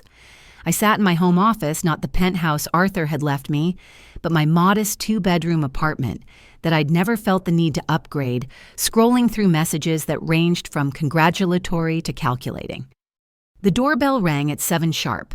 Through the security camera, I saw Madison standing in the rain, her usually perfect appearance disheveled. No designer outfit, no flawless makeup, just my sister in yoga pants and a University of Washington sweatshirt I recognized from our college days. "I couldn't sleep," she said when I opened the door. "Can we talk?" I led her to the kitchen, putting on coffee while she sat at my small dining table, fingers tracing the wood grain nervously. The silence stretched between us, years of distance condensed into awkward feet of space. "Bradley left this morning," she said finally. "Not permanently. He said he needed time to think about who he married versus who I've become." "I'm sorry," I said, setting a mug in front of her. "I never meant for the revelation to affect your marriage." Madison laughed bitterly. "It's not about the money, Loretta. It's about the person I showed him I was. The woman who blocked her own sister from entering a building she owned. The wife who's been so focused on appearances that she never noticed her husband's company was failing until a sister she'd dismissed saved it. People make mistakes." "For 5 years," Madison interrupted. 5 years of cruel comments, exclusions, little digs about your failures. That's not a mistake, that's a pattern. And last night, Bradley finally saw it clearly. She pulled out her phone, showing me a text conversation. Bradley's messages were measured but devastating. I fell in love with someone I thought had depth beneath the designer surface. Last night showed me I was wrong. You watched your sister suffer and enjoyed it. I need to reconsider who I'm building a life with. He'll come back, I offered, once the shock wears off. Maybe he shouldn't, Madison said quietly. Maybe I need to figure out who I am when I'm not performing for everyone else. She looked up at me, tears threatening her carefully waterproofed mascara. How did you do it? How did you become someone Arthur Sterling wanted to leave everything to someone who saves companies and builds foundations while I was buying handbags that cost more than most people's rent? I failed, I said simply. Completely, publicly, humiliatingly. When you have nothing left to lose, you finally see what actually matters. Then I guess I'm failing now, she whispered. My marriage, my sense of self, my understanding of family, it's all crumbling. Or transforming, I suggested. Destruction and construction can look the same in the middle stages. Before Madison could respond, my phone rang. Grace's name appeared on the screen and I put her on speaker with Madison's permission. Nathan's at Mom's, Grace said without preamble. He's been there since 6 a.m. going through photo albums. Mom called me crying. Apparently, he's been listing every time they failed you starting from your college graduation. Madison and I exchanged glances. Nathan, the golden child, the successful surgeon, having his own reckoning. Should we go over there? I asked. I'm heading there now, Grace said. Fair warning, Aunt Patricia is there too. She's alternating between trying to get Mom to demand money from you and insisting this is all some elaborate tax scheme. Of course she is, Madison muttered. God forbid someone succeed without an ulterior motive. We agreed to meet at our childhood home, the sprawling Bellevue house, where our family's dynamics had been established and apparently were now being demolished. Madison rode with me the first time we'd been alone in a car together since her wedding day. Remember when we used to drive to school together? She asked softly. Before I got too cool to be seen with my older sister. You were never too cool, I corrected. You were just trying to find your place. We all were. Your place turned out to be at the top of a hotel empire, she said. Mine turned out to be, what trophy wife to a pharmaceutical executive, the mean girl who never grew out of it. That's not all you are, I said firmly. Remember the Madison who organized fundraisers for the Children's Hospital, who spent summers teaching swim lessons to underprivileged kids? She's still in there. Is she? Madison stared out the window at the passing Seattle suburbs. Or did I bury her under Louis Vuitton and social climbing? We pulled into the driveway of our childhood home, the circular drive now hosting several cars. Through the large front windows, I could see figures moving family gathering for another confrontation or reconciliation. I wasn't sure which. Inside, we found Nathan sitting on the living room floor, surrounded by photo albums. Mother sat on the couch, tissues clutched in her hand, while Aunt Patricia paced behind her like a designer-clad vulture. Grace stood by the fireplace, arms crossed, watching it all with her analyst's eye. There she is, Aunt Patricia announced as we entered. The secret millionaire. I hope you're prepared to make this right, Loretta. The family has supported you. No, Nathan said firmly, not looking up from a photo. No, we didn't. That's the whole point. He held up the picture, my college graduation, all of us smiling. Look at this. Loretta graduated summa cum laude with a business degree. Do any of you remember what we talked about at her celebration dinner? Silence greeted the question. Madison's upcoming wedding, he continued. My medical school applications, Grace's internship. Loretta sat there for 2 hours at her own graduation dinner while we planned everyone else's future. He looked at me, then eyes red-rimmed. I don't even remember if we said congratulations. You did, I said quietly, right before dessert. You said, "Good job, sis," and then asked if I could help you move the following weekend. "And you did," he said. "You always did. Helped me move, helped Madison plan her wedding, helped Grace with her coding projects.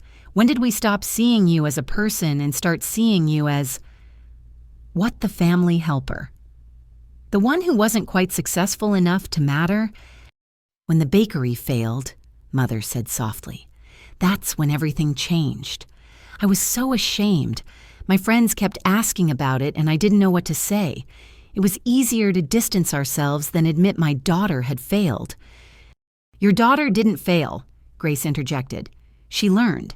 The difference between failure and education is what you do next. Loretta took her education and built an empire. We took our arrogance and built walls." Aunt Patricia scoffed.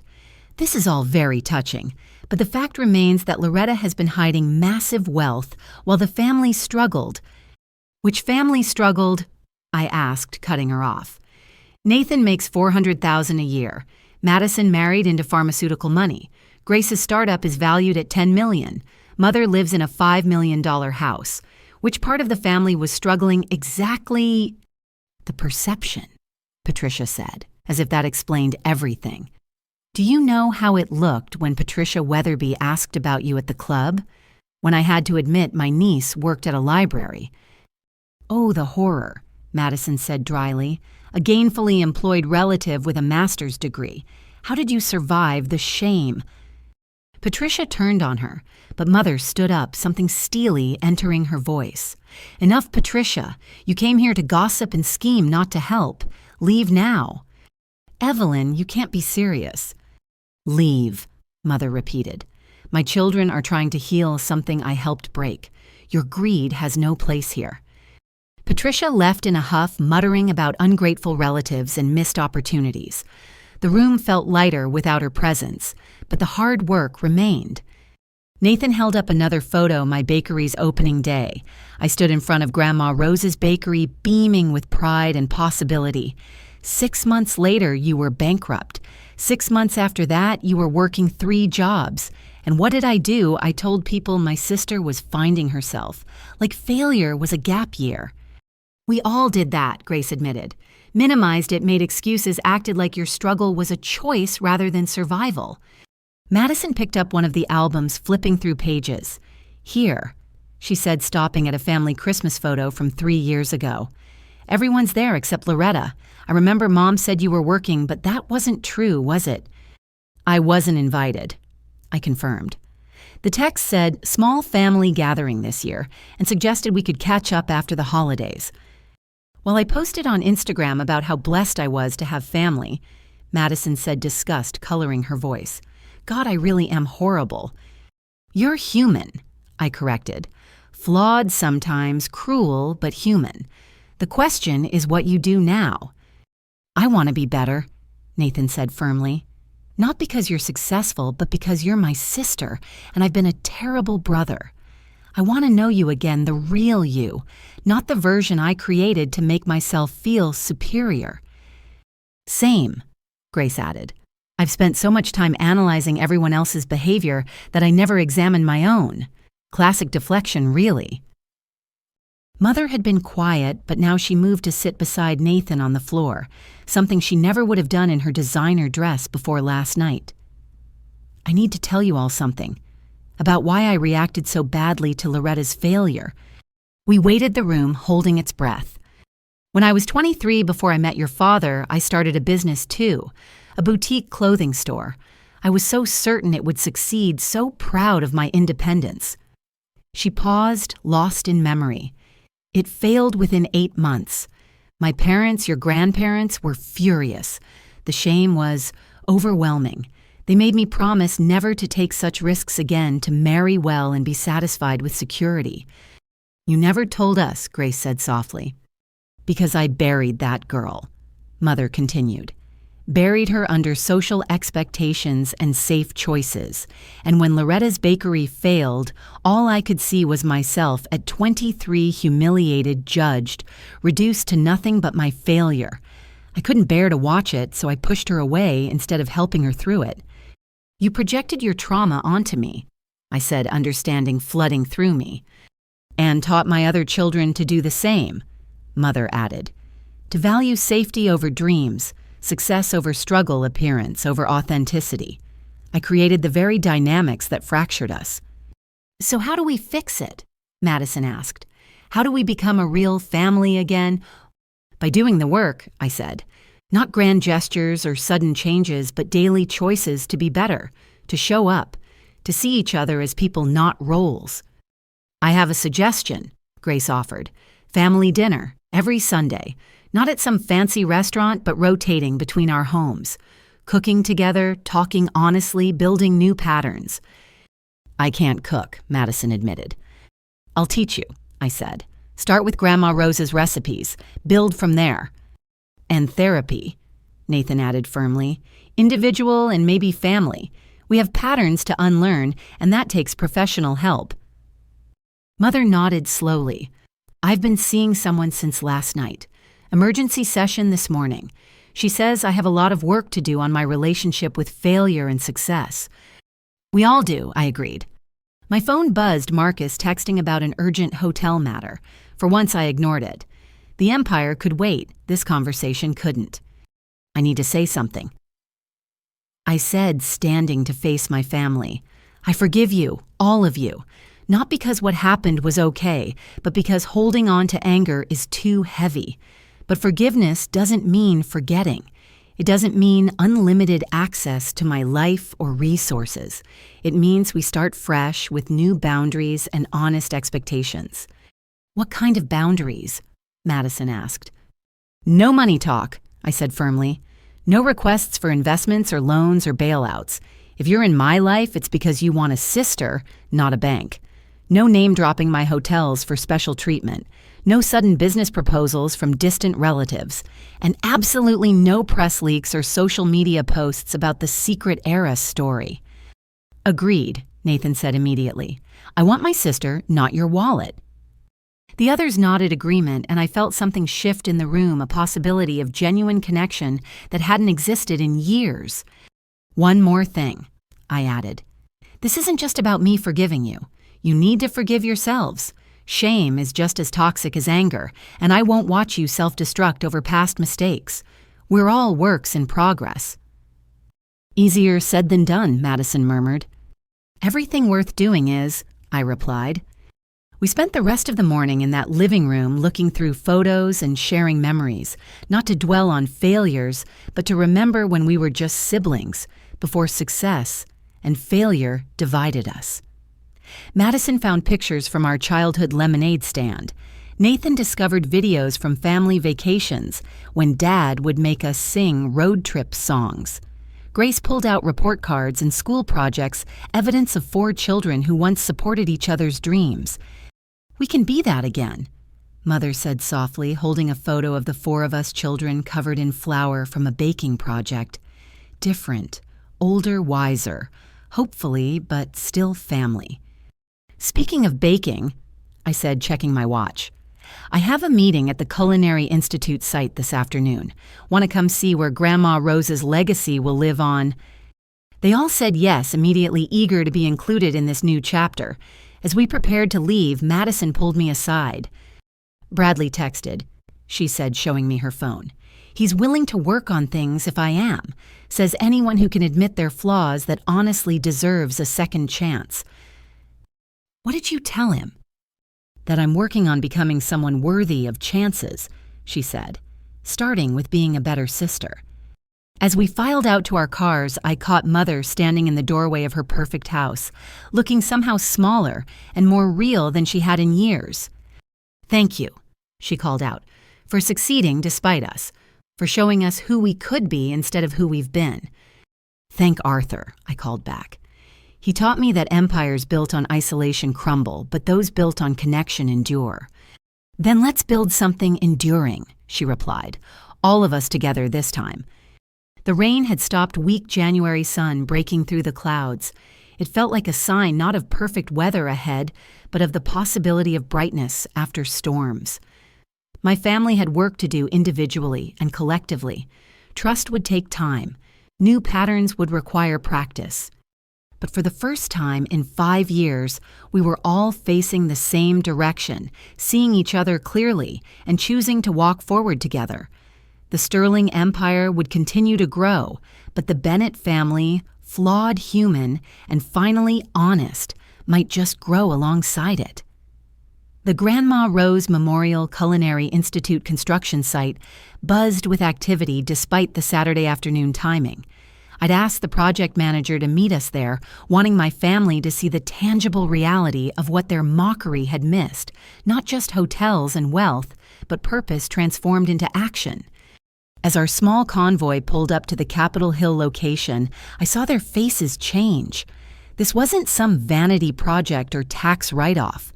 The architectural plans displayed on massive boards showed a state-of-the-art facility designed to train the next generation of bakers and pastry chefs. "It's beautiful," Grace said softly, studying the renderings. The design references Grandma's house, the wraparound porch, the kitchen windows. "Architecture with memory," I confirmed. "Every student who walks through those doors will know they're entering a place built on legacy." Tom Martinez, my project manager, jogged over with hard hats. "Miss Sterling, perfect timing. We're about to pour the foundation for the main kitchen. Would your family like to participate?" I glanced at my siblings and mother, all dressed in their Saturday casual clothes that still cost more than most people's formal wear. "What do you think want to get dirty for Grandma Rose?" Madison surprised me by grabbing a hard hat first. "These shoes are designer," she said, looking at her pristine boots. "But you know what, screw it. Let's do this." 20 minutes later, we stood at the edge of the foundation pit, each holding a small ceremonial shovel of concrete. Mother had tears streaming down her face as she remembered her own mother, the woman whose recipes had started everything. She used to say that good food was love made tangible, Mother said, that feeding people was the highest form of care. I forgot that when I started measuring worth by profit margins instead of purpose. "Now her recipes will teach others that same love," Nathan added. "Full circle." We poured our concrete, together 5 shovels of possibility mixed into the foundation. The construction crew applauded and Tom snapped photos, understanding this was about more than publicity. "Want to see something else?" I asked, leading them to a temporary trailer set up as an office.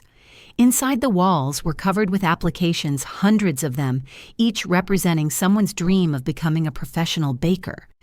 Madison picked up one at random, reading aloud. "Maria Gonzalez, 22, first-generation American. My mother cleans offices at night so I can attend community college during the day. Baking is how we bond, sharing recipes from her childhood in Mexico with American techniques I've learned. This scholarship would mean I could pursue my passion without adding to her burden." "They're all like that," I said. "Dreams deferred by circumstance, not lack of talent or drive." "How do you choose?" Grace asked, overwhelmed by the sheer volume of hope papering the walls. "Carefully," I admitted. "Committee reviews, skills tests, essays, interviews. But ultimately, we look for what Arthur saw in me, someone who views failure as education and success as responsibility." Nathan had been quiet, studying the applications, but now he spoke. "I want to sponsor a scholarship. Full ride all 4 years. Call it the Second Chances Scholarship for students who failed before but refused to give up." "Nathan," I started remembering my boundary about money. "Not because you're rich," he interrupted. "Because I'm rich and have been hoarding it like it makes me better than everyone else. Time to put my money where my newfound conscience is." "I want to teach," Madison said suddenly. "Not baking, I need to learn that first, but business skills. How to run a bakery, manage finances, avoid the pitfalls that caught you. I have an MBA I've never used for anything but planning charity galas." Grace nodded. "I can teach technology integration, modern point-of-sale systems, online ordering, social media marketing, things that might have helped your bakery survive if you'd had support.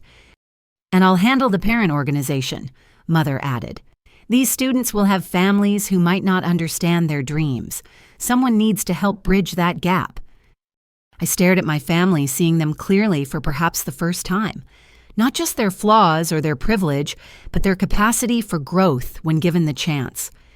This isn't what I expected when I brought you here, I admitted. Maybe that's the point, Madison said. You've been managing our family like you manage hotels, planning for every contingency. But families aren't businesses. Sometimes they surprise you. My phone buzzed insistently the urgent hotel matter Marcus had mentioned. This time, I looked at it. The mayor had arrived early for our meeting, and there was an issue with protesters at one of our properties being converted to transitional housing. I need to handle something, I said reluctantly. But dinner tomorrow, our first Sunday family meal. My place, Nathan offered. Emma's still at her medical conference, so no pressure. We'll order pizza and figure out how to be siblings again. I'll bring wine, Grace added. The cheap stuff so we remember we're family, not business associates. As we prepared to leave, Mother caught my arm. The protesters, is it about the transitional housing? I nodded. Some neighbors don't want formerly homeless families in their area. Property values, they claim. Take Madison, Mother suggested. She knows those people speaks their language. Maybe she can help. Madison looked surprised but nodded. I've got nothing else planned except wallowing in my moral failures. Wallowing can wait, I decided. Want to see how hotels can change lives beyond luxury. An hour later, Madison and I stood outside the Sterling Commons, our older property being renovated into supportive housing. About 30 protesters held signs, "Protect our neighborhood and no homeless here," and the particularly charming "Keep Seattle Safe." I know her, Madison said, pointing to a woman with perfectly styled hair despite the drizzle. Caroline Ashford. We were in junior league together. Want me to talk to her? What would you say? Madison straightened her shoulders. The truth. That my sister is trying to help families get back on their feet, and NIMBYism disguised as concern is just fear with better vocabulary. I watched my sister march over to the protesters' designer boots splashing through puddles. Caroline's face went through several expressions as Madison spoke surprise, indignation, uncertainty. Other protesters gathered around, and I could see Madison gesturing her sorority girl charm deployed for good instead of gossip. Marcus appeared at my elbow. Your sister's got guts. She's finding them, I corrected. We all are. The mayor arrived then, her security detail eyeing the protesters warily. Ms. Sterling, I see we have a welcoming committee. Democracy in action, I said diplomatically. Shall we go inside? I want to show you the family suites. But Madison was returning Caroline Ashford in tow. The woman looked uncomfortable, but curious. Caroline has concerns about safety, Madison said smoothly. I thought you could address them directly, Loretta. I spent the next 20 minutes explaining our screening process, support services, and security measures. Caroline asked pointed questions, but they came from fear rather than malice. By the end, she was nodding slowly. My church runs a food bank, she said finally. Some of these families probably use it. I suppose it's hypocritical to feed them but not want them housed nearby. Fear of change is natural, I said. But these aren't statistics or problems, they're families who need stability to rebuild. Your neighbors, just with different stories. Caroline returned to the protesters, and whatever she said caused a heated discussion. Eventually, about half of them left signs tucked under their arms. The others remained but seemed less certain. You diffused that well, the mayor observed. My sister diffused it, I corrected. I just told the truth. Madison beamed, and I realized this was probably the first time in years she'd used her social capital for something meaningful. The tour went well, the mayor impressed by our comprehensive approach, not just housing, but counseling, job training, childcare, and community building. As she left promising municipal support, Madison and I stood in what would become the community kitchen. This is what you've been building, she said softly. Not just hotels, but hope. Hotels are the engine, I explained, but this is the purpose. Arthur taught me that wealth without service is just expensive emptiness. Like my life has been, Madison said, but without the self-pity from this morning. Expensive emptiness designer edition. But that's changing, I pointed out. You just face down your junior league friends for strangers you've never met. That's not nothing. It's a start, she agreed. Bradley texted again. He's proud of me. Says maybe there's hope for us after all. There's always hope, I said, thinking of Arthur, of second chances, of families finding their way back to each other. As we drove back toward the city center, Madison asked, "The penthouse Arthur left you, do you ever use it?" "For business meetings sometimes," I admitted, "but I can't live there. Too many memories, too much space for one person." "Maybe that's changing too," she suggested. "Maybe you don't have to be one person anymore." That evening, as I finally made it to my postponed meeting with hotel management, I found my mind wandering to tomorrow's family dinner. 5 years of distance couldn't be bridged in one day, but we'd started building. Like the foundation poured for Grandma Rose's Institute, like the families who'd find stability in transitional housing, like the empire Arthur had entrusted to a broken girl, crying on his bathroom floor. Everything meaningful started with someone taking the first difficult step. My phone lit up with a group text. Grace had started family dinner planning, Bennett siblings, plus Mom 2.0. Nathan, Loretta likes mushroom pizza. Madison's vegetarian when convenient. Grace is lactose intolerant. Mom pretends carbs don't exist. This is going to be interesting. Madison, I'm bringing salad and humility, lots of humility. Grace, does humble pie count as dessert? Mother, I'll bring my mother's dinner rolls. First time I've made them in 20 years. Wish me luck. Me, we make our own luck. See you tomorrow. As their responses flooded in hearts and smiley faces and promises to try, I felt something I hadn't experienced in years. Not just success or satisfaction, but belonging. The empire would continue to grow. The foundation would help more people. The hotels would generate wealth and purpose in equal measure. But tomorrow I'd just be Loretta Bennett Sterling eating pizza with her flawed, growing, beautifully human family, and that felt like the greatest success of all. Sunday morning arrived with unusual sunshine for January in Seattle, as if the weather itself had decided to bless our attempt at family reconciliation. I stood in my kitchen making Grandma Rose's coffee cake, the one she'd always prepared for special occasions, when my phone rang. The caller ID showed a number I'd deleted, but still recognized Patricia Sterling. "Ms. Sterling," she said when I answered, her voice carefully modulated. "I apologize for calling your private number. I wondered if we might meet, privately. There's something I need to give you." My instinct was to refuse. The Sterling siblings had caused enough pain, but something in her voice, a vulnerability I'd never heard before, made me pause. "1 hour," I said. "The coffee shop on Pine Street, public location." "Thank you," she said softly and hung up. I arrived early, choosing a corner table where I could see the entrance. Patricia entered exactly on time, but she looked different.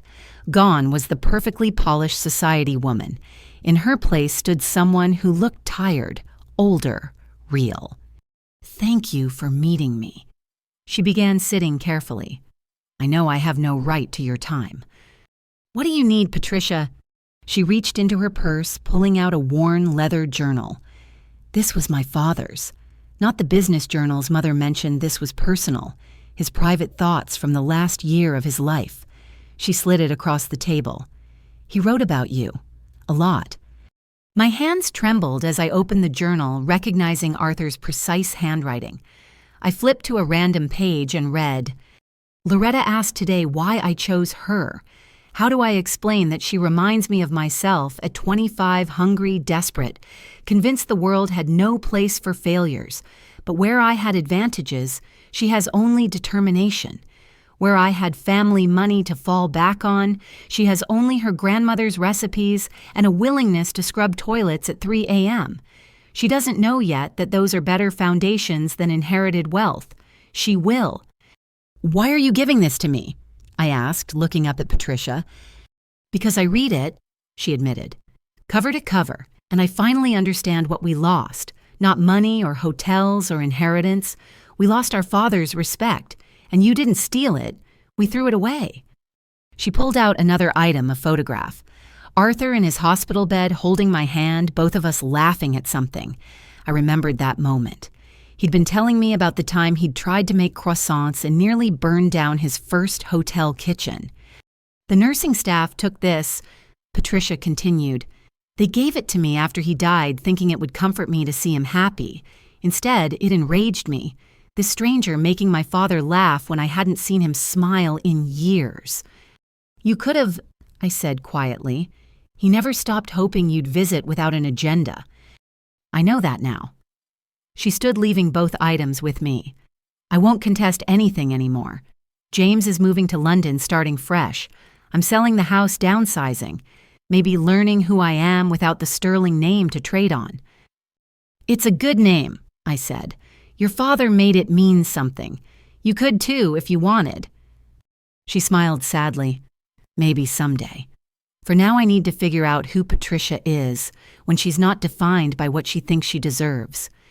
After she left, I sat reading Arthur's journal, finding entry after entry about our late-night conversations, his growing confidence in my abilities, his hope that I'd find family again someday. One passage stood out. She forgave them today, the family that abandoned her. Didn't even realize she'd done it. Mentioned her sister's wedding, said she was happy Madison found love, even if she couldn't attend. That capacity for grace despite pain, that's what will make her great. Not the business acumen I'm teaching her, but the heart that stays soft despite every reason to harden. I closed the journal, tucking it carefully into my bag. One confrontation down, but I sensed the day held more. Sure enough, my phone buzzed. Nathan, can you come by earlier? Something I need to say before everyone else arrives.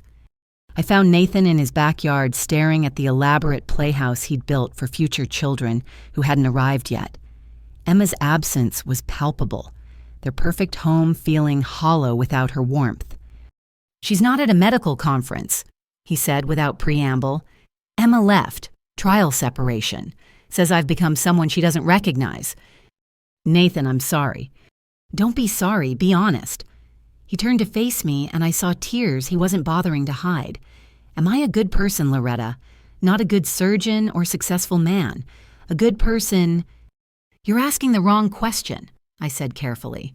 Good isn't fixed. It's a choice you make every day. Then I've been choosing wrong, he said flatly. Emma showed me the text messages. 5 years of family group chats where we discussed you like a problem to be managed. Jokes about your little library job and bets on when you'd ask for money. She said she was ashamed to be married to someone so cruel to his own sister. People can change, I offered. Can they? He sat on the playhouse steps looking lost. I've built my entire identity on being better than others, smarter, richer, more successful. Without that, who am I? You're my brother, I said, sitting beside him. The kid who taught me to ride a bike, who defended me from bullies in 3rd grade, who stayed up all night helping me study for the SATs. That Nathan is still in there. Is he... Nathan pulled out his phone, scrolling to old photos. Look at us. Before I became Dr. Bennett and you became the family failure, we were just siblings who loved each other. We can be again, I said. But it takes work. Emma left because she saw you choosing superiority over connection. Choose differently. How? Start small. Today be present at dinner without mentioning your job once.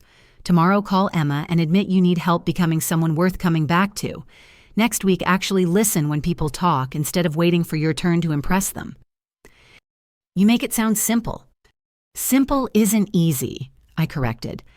I spent years rebuilding myself after the bakery failed. You're just starting your renovation project. Grace arrived then earlier than expected. She looked between us, reading the emotional temperature immediately. Emma, she guessed.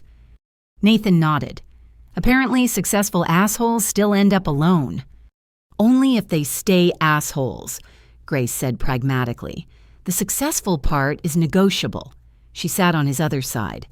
Want to know why my last relationship ended? We waited.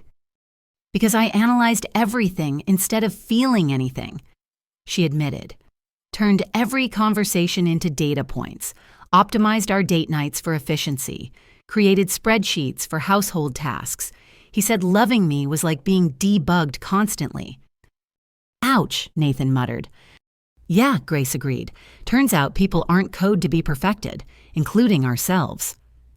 Madison's arrival completed our sibling circle. She carried bags of groceries despite our pizza plans, nervous energy radiating from her. Bradley's coming, she announced, to dinner. He says he wants to meet the real Bennett family, not the performance we've been doing. Brave man, I commented. Brave or stupid, Madison agreed. But he's trying. We talked all night. Really talked, not the surface stuff we've been doing for years. Turns out I married a man I never bothered to actually know because I was too busy showing him off. And Grace prompted. And he's kind of amazing, Madison said softly. Volunteers at a clinic in low-income neighborhoods. Reads poetry, cried during Coco.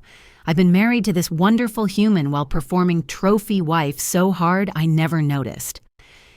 Mother arrived last carrying a covered basket that smelled like heaven. I burned the first 2 batches, she confessed. Forgot how temperamental her recipe was. But the 3rd time, she unveiled perfect golden dinner rolls, Grandma Rose's signature creation. You did it, I breathed genuine pride in my voice. Small victories, Mother said, but she was smiling. Now, shall we attempt this family dinner without anyone drawing blood? What followed was the most awkward, honest, painful, and ultimately healing dinner we'd had in years. Nathan confessed his fears about Emma never coming back. Madison admitted she'd been texting our cousins all week, trying to control the narrative about my revelation. Grace shared her struggle with human connection beyond data analysis. Mother revealed she'd been seeing a therapist twice a week, unpacking decades of inherited shame about failure. My turn, I said finally. I've been so focused on proving I didn't need you that I forgot to consider whether I wanted you. The answer is yes. I want my family. Not perfect, not performing, just present. Even after everything, Madison asked, especially after everything, I confirmed. Perfect families are boring. Give me messy truth over polished lies any day. Bradley, when he arrived, proved to be exactly what we needed, an outsider who'd chosen to see Madison's potential for growth rather than her history of mean girl behavior. He asked genuine questions about the hotels, the foundation, our grandmother. More importantly, he called Madison out when she slipped into performance mode. That's your society voice, he said gently after she'd given a practiced answer about supporting my success. I asked how you really feel about your sister's achievements. Madison paused, then answered honestly, jealous, proud, ashamed, inspired, terrified I'll never do anything that matters, all at once. That's better, Bradley approved. Real is always better. As the evening progressed, we found ourselves actually laughing. Nathan told stories from his residency that showed his humanity rather than his brilliance. Grace shared coding disasters that reminded us she could fail too. Madison admitted she'd been secretly reading self-help books trying to figure out who she was beyond labels. Family therapy, Mother announced suddenly. I found someone who specializes in family dynamics around success and failure. Will you all come? The agreement was unanimous. We needed professional help navigating years of dysfunction, and we were finally ready to admit it. But not at the hotels, Nathan added quickly. Neutral ground, no reminders of wealth or success, just us figuring out how to be us. My therapist has a colleague, I offered, Dr. Sarah Kim. She's brilliant with family systems, and she has no idea who any of us are professionally, which might help. Kim. Mother said, then caught herself. I was about to do it again. Judge based on a name. God, I have so much work to do. We all do, I assured her. That's the point. We're all under construction. As the evening wound down, something felt different. Not fixed, we were far from that, but possible. Like a foundation had been poured, and now we could start building something real on top of it. Same time next week, Grace asked. My place. I'll attempt cooking. Fair warning, I might accidentally optimize the recipes. Madison's teaching me to make cupcakes on Wednesday, I reminded them. Anyone else want to join? Nathan raised his hand. I need to remember there's joy in creating something without needing to be the best at it. Thursday coffee, Mother asked me. Just us.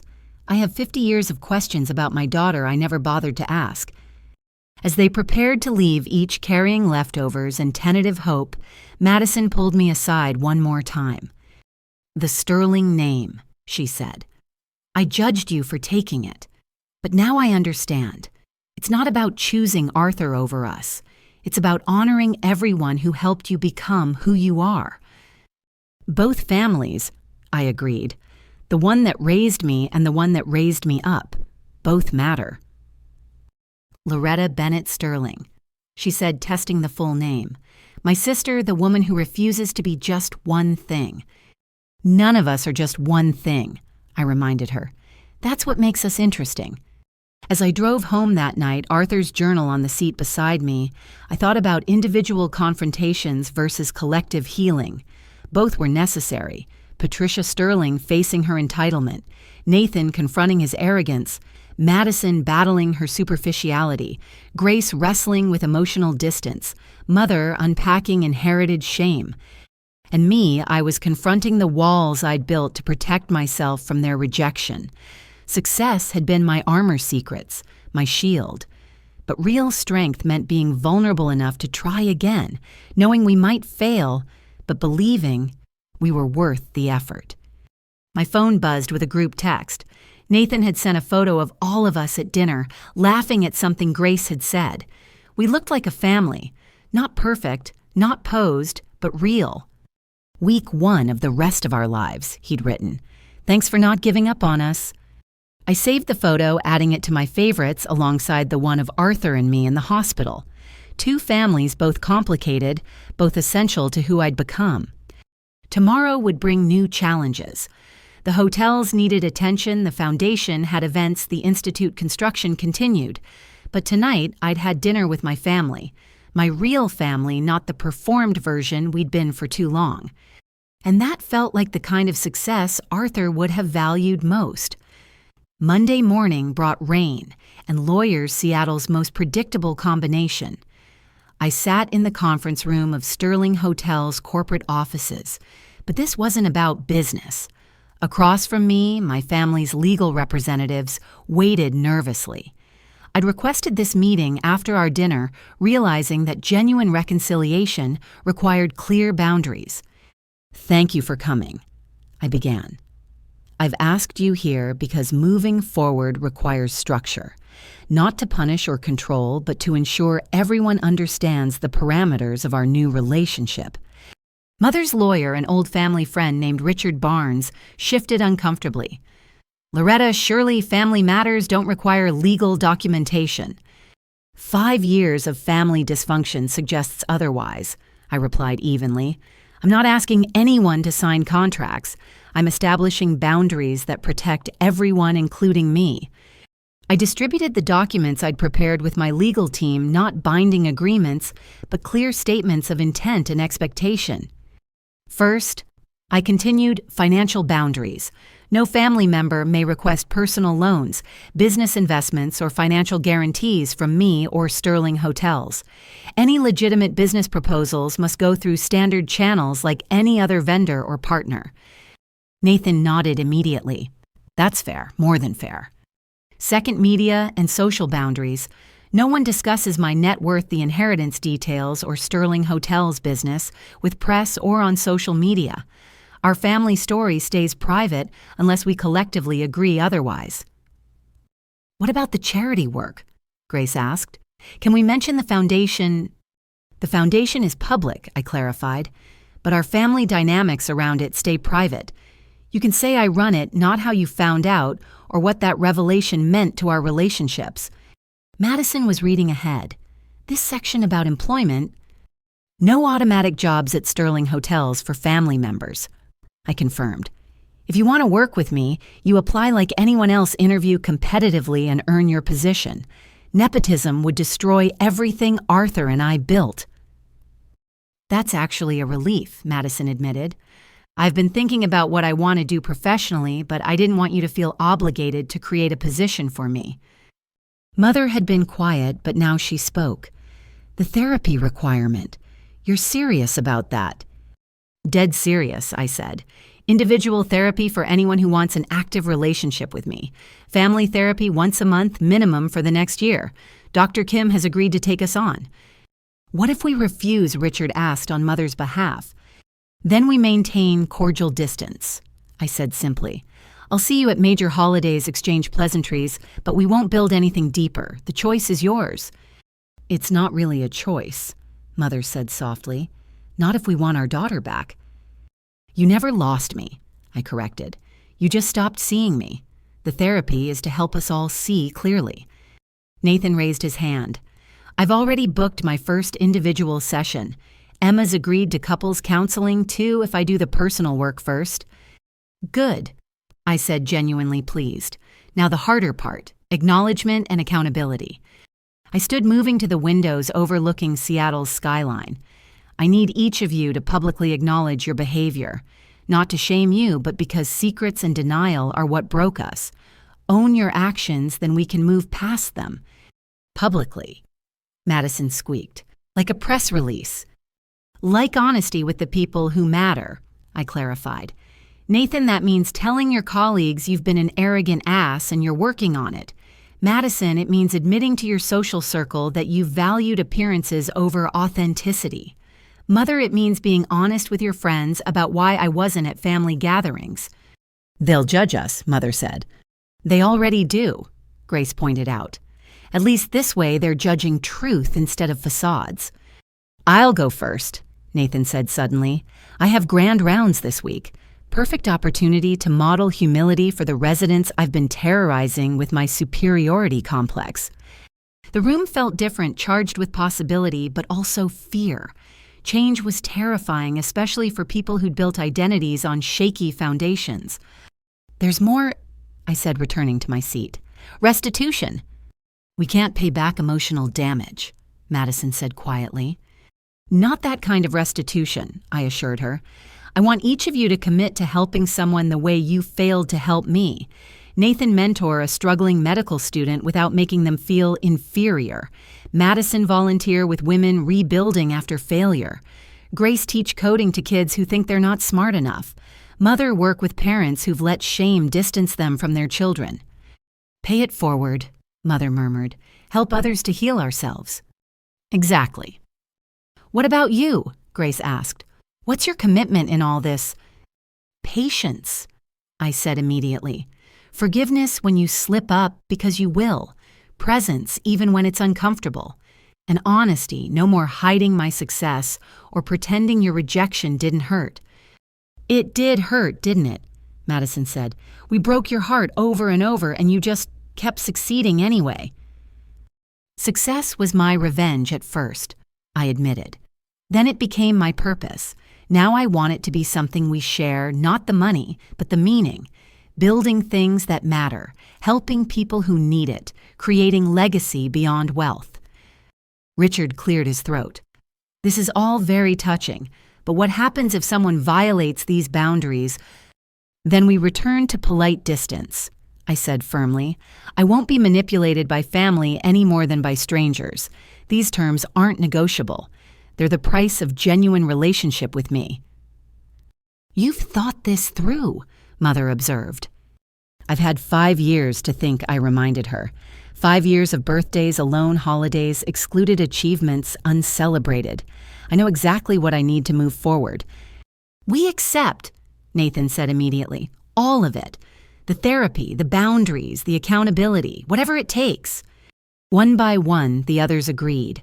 Even Mother, though I could see the struggle in her face. A lifetime of carefully curated appearances was hard to release. There's one more thing, I said, pulling out a final document. This is a family mission statement, not legally binding, just aspirational, what we want to be for each other. Grace read it aloud. The Bennett Sterling family commits to radical honesty, genuine support, and celebrating each other's growth over achievements. We measure success by kindness, connection, by presence and love, by actions rather than words. We fail forward together, succeed with humility, and always remember that family is both a gift and a choice we make daily. You want us to sign this? Madison asked. I want us to live it, I corrected. Signing is just symbolic. Nathan grabbed a pen first. If we're doing this, let's do it right. He signed with a flourish. There. First time I've put my name on something that wasn't about my medical achievements. The others followed, even Richard signing as witness. When everyone had finished, I added my signature, Loretta Bennett Sterling, both names claiming space. Now what? Mother asked. Now we do the work, I said. Therapy starts Thursday. I've arranged for Dr. Kim to see us as a group first, then individually. She's cleared her evening schedule. Must be nice to have influence, Madison said, then caught herself. Sorry, that was the old me talking. It's okay, I assured her. Old patterns die hard. That's why we need professional help. As the meeting concluded and my family prepared to leave, each carrying their copy of our agreements and aspirations, Nathan lingered. Emma texted during the meeting, he said. I told her about all this, the boundaries, therapy, accountability. She said it's the first time in years I've sounded like the man she married. There's hope then. Maybe, he said. If I can become someone worth coming back to, someone who doesn't need to be the smartest person in every room. You were never the smartest person in every room, Grace said, overhearing. You were just the loudest about it. See? Nathan said with a rueful smile. I'm learning already. As they filed out, Madison caught my arm. The volunteer work with women rebuilding after failure, were you thinking of something specific? The foundation runs a program called Second Chances, I said. We pair mentors with women recovering from bankruptcy, divorce, addiction, any major life failure. You'd be perfect for it. Even though I've never failed at anything, she asked. Haven't you? I countered gently. Your marriage almost ended because you were performing instead of living. That's a kind of failure, too. When you put it that way, she murmured. Yes, I guess I have failed, just more privately than you did. All failure teaches, I reminded her. The question is whether we learn. After they left, I sat alone in the conference room staring at the signed documents. Paper couldn't fix relationships, but it could provide structure for the fixing. Like blueprints for a building, these agreements gave us something to reference when things got difficult. Marcus appeared in the doorway. How'd it go, boss? They all agreed, I said. Therapy boundaries, accountability, restitution, everything. You sound surprised. I am, I admitted. Part of me expected them to choose their comfort over connection, to decide I was asking too much. Maybe 5 years ago they would have, Marcus suggested. But seeing you now, what you've built, who you've become, it changes the calculation. You're not the family failure asking for acceptance. You're the family success offering second chances. I don't want to be either, I said. I just want to be Loretta, their daughter and sister. The titles shouldn't matter. But they do, Marcus said gently. That's humanity for you. We see achievements before character, wealth before worth. At least your family's trying to reverse that now. My phone buzzed with a text from Grace. Just scheduled my first therapy session. Terrified but committed. Thank you for not giving up on us. Then Madison signed up for Second Chances mentor training. Starts next month. Bradley's proud of me. I'm proud of me too. Nathan told my surgical team I've been an ass and I'm working on it. They applauded. Literally. Turns out everyone's been waiting for me to admit it. Mother coffee. Thursday after therapy, I want to learn who my daughter really is. All these years, and I realize I don't know your favorite color or if you prefer sunrise or sunset. I failed you in so many small ways along with the big ones. I responded to each, encouraging their steps forward while maintaining the boundaries we'd established. This was the beginning of something new, not perfect family harmony, but honest family effort. Standing, I gathered the signed documents. Tomorrow they'd be filed with my personal papers, not because they were legally binding, but because they represented a promise we'd made to each other. To try, to grow, to choose family not from obligation but intention. The Sterling Hotel's empire would continue to expand. The foundation would help more people. The Culinary Institute would train new dreamers. But none of that success would mean as much as what we'd started today, 5 people committed to becoming the family we should have been all along. Arthur would have approved, not of the documents or structure, but of the intention behind them. He'd known that true legacy wasn't what you built, but who you built it with. And finally, my family was ready to build something together. Not an empire of hotels, but something more valuable, a foundation of trust, strong enough to support whatever came next, and that more than any business success felt like the achievement of a lifetime. Thursday evening arrived with the kind of crisp clarity that made Seattle winters bearable. Our first family therapy session had just ended, leaving us all emotionally raw but strangely hopeful. Dr. Kim had guided us through initial exercises in listening, without defending, speaking, without attacking. Baby steps, she'd called them, learning to walk again as a family. Now we stood outside the restaurant, not the Sterling Grand's 5-star dining room, but a small Italian place in Wallingford that Dad had suggested. Neutral ground, he'd said. Somewhere we can just be family without the weight of success or failure hanging over us. I need carbs after that session, Madison muttered, still dabbing at her eyes. The therapy had hit her particularly hard when Dr. Kim asked her to describe me without using any achievements or failures, just who I was as a person. She'd struggled realizing how little she knew her own sister beyond labels. We all do, Nathan agreed. He looked exhausted but clearer somehow, like someone who'd finally put down a heavy load. Who knew talking about feelings for 90 minutes could be more draining than a 12-hour surgery? Inside the restaurant was warm and unpretentious checkered tablecloths and the smell of garlic bread. Dad had arrived early, claiming a corner table big enough for our expanded group. Bradley had come to support Madison, Emma had surprisingly joined Nathan, and even Grace's ex-boyfriend Marcus, not my Marcus, confusingly enough, had accepted her tentative invitation to join us. "Before we sit," Dad said, standing with a slight grimace that reminded us of his heart condition. "I want to say something.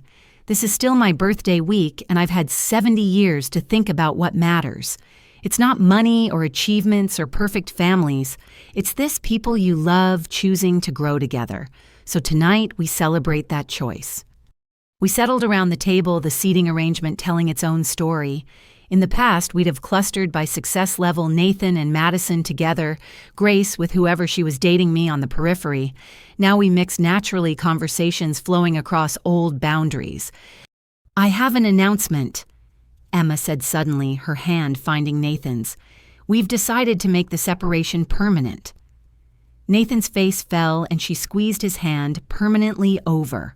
We're moving back in together, starting fresh with new rules and real communication.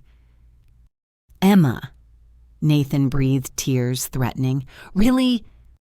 "Really," she confirmed. The man who admitted to his surgical team that he'd been an insufferable ass who signed up for therapy and accountability, that's the man I married. He just got lost for a while under Dr. Perfect. Madison raised her water glass. "To finding our way back, all of us." As we toasted, the waiter appeared with menus. Dad waved them away. "I already ordered for the table, family style. We're sharing everything tonight." "Control issues, Dad," Grace teased gently. "Definitely," he agreed cheerfully. "But I'm 70. I've earned some benevolent dictatorship rights." The food arrived in waves: antipasti Caesar salad, pasta, arrabbiata chicken marsala, eggplant parmesan. We passed dishes like we hadn't in years, the simple act of sharing food, somehow healing. Bradley helped Madison navigate the vegetarian options, while Grace's Marcus asked genuine questions about the family dynamics, trying to understand the woman he'd loved and lost to her analytical distance. "So," Emma said, twirling linguine, "I have to know. What was the moment you realized Loretta owned the hotel, like the exact instant it clicked?" Madison nearly choked on her wine. "When the security guard called her Ms. Sterling, I thought she'd hired actors. My brain literally couldn't process that my failure of a sister, sorry, Loretta old habits, actually owned the building I was blocking her from entering. For me, it was the manager's face, Nathan added, the way he looked at her with such deference. You can't fake that kind of respect. I think I knew something was different before that, Mother said quietly. The way she stood, the way she didn't crumble when we were cruel. The Loretta who failed at the bakery would have been destroyed by our rejection. This Loretta seemed untouchable. I wasn't untouchable, I corrected. I was just practiced at hiding the hurt. 5 years of legal battles teach you to show strength even when you're bleeding inside. Speaking of 5 years, Grace said, I've been wondering what was the hardest part. Not the business stuff, the family stuff. I considered the question absently tearing off a piece of garlic bread. Christmas, 3 years ago. I just won the final legal battle. The hotels were officially mine. I was sitting in Arthur's penthouse looking out at the city lights completely alone. I could have bought anything, gone anywhere, but all I wanted was to be at Mom's house decorating cookies with my family. I made cookies that year, Madison said softly. Burned half of them because I was drinking too much wine and complaining about the charity gala I had to plan. We threw them away. While I was eating Chinese takeout from a box, I said, managing a smile, See, we all have our sob stories. But yours is sadder, Mother insisted. Success without family to share it with, that's a special kind of loneliness. Can we not rank our pain? Dr. Kim's voice echoed in all our minds from the session. Everyone's struggles are valid. Dad laughed. Look at us using therapy speak already. Dr. Kim's going to be so proud. The main courses gave way to dessert tiramisu and cannoli and panna cotta. Dad insisted on candles in the tiramisu, the restaurant staff gamely singing happy birthday in a mix of English and Italian. Make a wish, I urged him. He closed his eyes, then blew out the candles with surprising vigor. Already came true, he said, looking around the table. All my children in one place being real with each other. Even got bonus kids with the spouses. About that, Bradley said, clearing his throat nervously. Madison and I have been talking. About kids, I mean. We want to start trying, but we want to do it right. Not as accessories or achievements, but as actual humans we're responsible for raising. Which means I need to become someone worth looking up to first, Madison added. Hence the therapy and the volunteer work and learning to be authentic instead of perfect. You're already worth looking up to, Bradley said firmly. You faced down those protesters. You admitted your flaws. You're choosing growth over comfort. That's heroic in my book. I watched Madison tear up at the genuine praise so different from the shallow compliments she'd collected for years. This was what she'd been starving for, real recognition of real growth. Since we're sharing news, Grace said, Marcus and I are talking again. Just talking. She added quickly, but I'm trying to be present instead of analytical. To feel things without immediately creating spreadsheets about them. Her Marcus smiled. She sent me a text yesterday that just said, I miss you. No data points, no analysis, just feeling. It was perfect. Progress, Nathan agreed. Emma, tell them about my new thing. Emma grinned. He started a support group at the hospital for doctors dealing with superiority complexes and empathy deficits. They call it Arrogant Anonymous. You didn't? I laughed. I did, Nathan confirmed. First meeting is next week. 12 surgeons have already signed up. Turns out I wasn't the only one who lost himself in his own ego. This is wonderful, Mother said, and I realized she meant it. Not the achievements, but the growth, the vulnerability, the choice to be better. My children becoming the people they were meant to be. We're trying, Mom, Grace said. All of us, even you. Mother nodded, touching the simple gold necklace she wore instead of her usual pearls. I donated my designer clothes today. All of them. Kept the basics, but the rest went to the women's shelter. If I'm going to work with parents who've let shame control them, I need to stop letting labels define me. Dad reached over and took her hand. Proud of you, Ev. Know how hard that was. Not as hard as admitting I need to change, she replied. But Loretta showed us that rock bottom can be a foundation. I'm choosing to build something better on mine. The evening continued with more food, more stories, more moments of genuine connection. Nathan made us laugh with tales from his arrogant, anonymous planning sessions. Madison shared her nerves about the Second Chances training. Grace explained her new coding curriculum for underprivileged kids, deliberately keeping it simple and jargon-free. "What about you, Loretta?" Emma asked. "What's next for the hotel empire?" "Honestly," I said, "the empire runs itself at this point. Good people, good systems. What's next for me is this learning to be a sister again, a daughter. Maybe someday an aunt if Madison and Bradley's plans work out. The family stuff is harder than running businesses." "But more rewarding," Dad prompted. "Ask me in a year," I said with a smile, "when we've had time to really test these new patterns." As if on cue, my phone buzzed with a text from Marcus, my Marcus. "Sorry to interrupt family time, but thought you'd want to know. The Portland Hotel's star chef just won a James Beard Award. Press wants a statement." I showed the text to the table. This is the challenge, balancing both worlds, the business that demands attention and the family that deserves it. "So delegate," Mother suggested, then caught herself. "Sorry, I'm not trying to tell you how to run your empire." "No, you're right," I said, texting Marcus back to handle the press release. "I need to trust my team more. Can't rebuild family relationships if I'm always putting out hotel fires." Even metaphorical ones.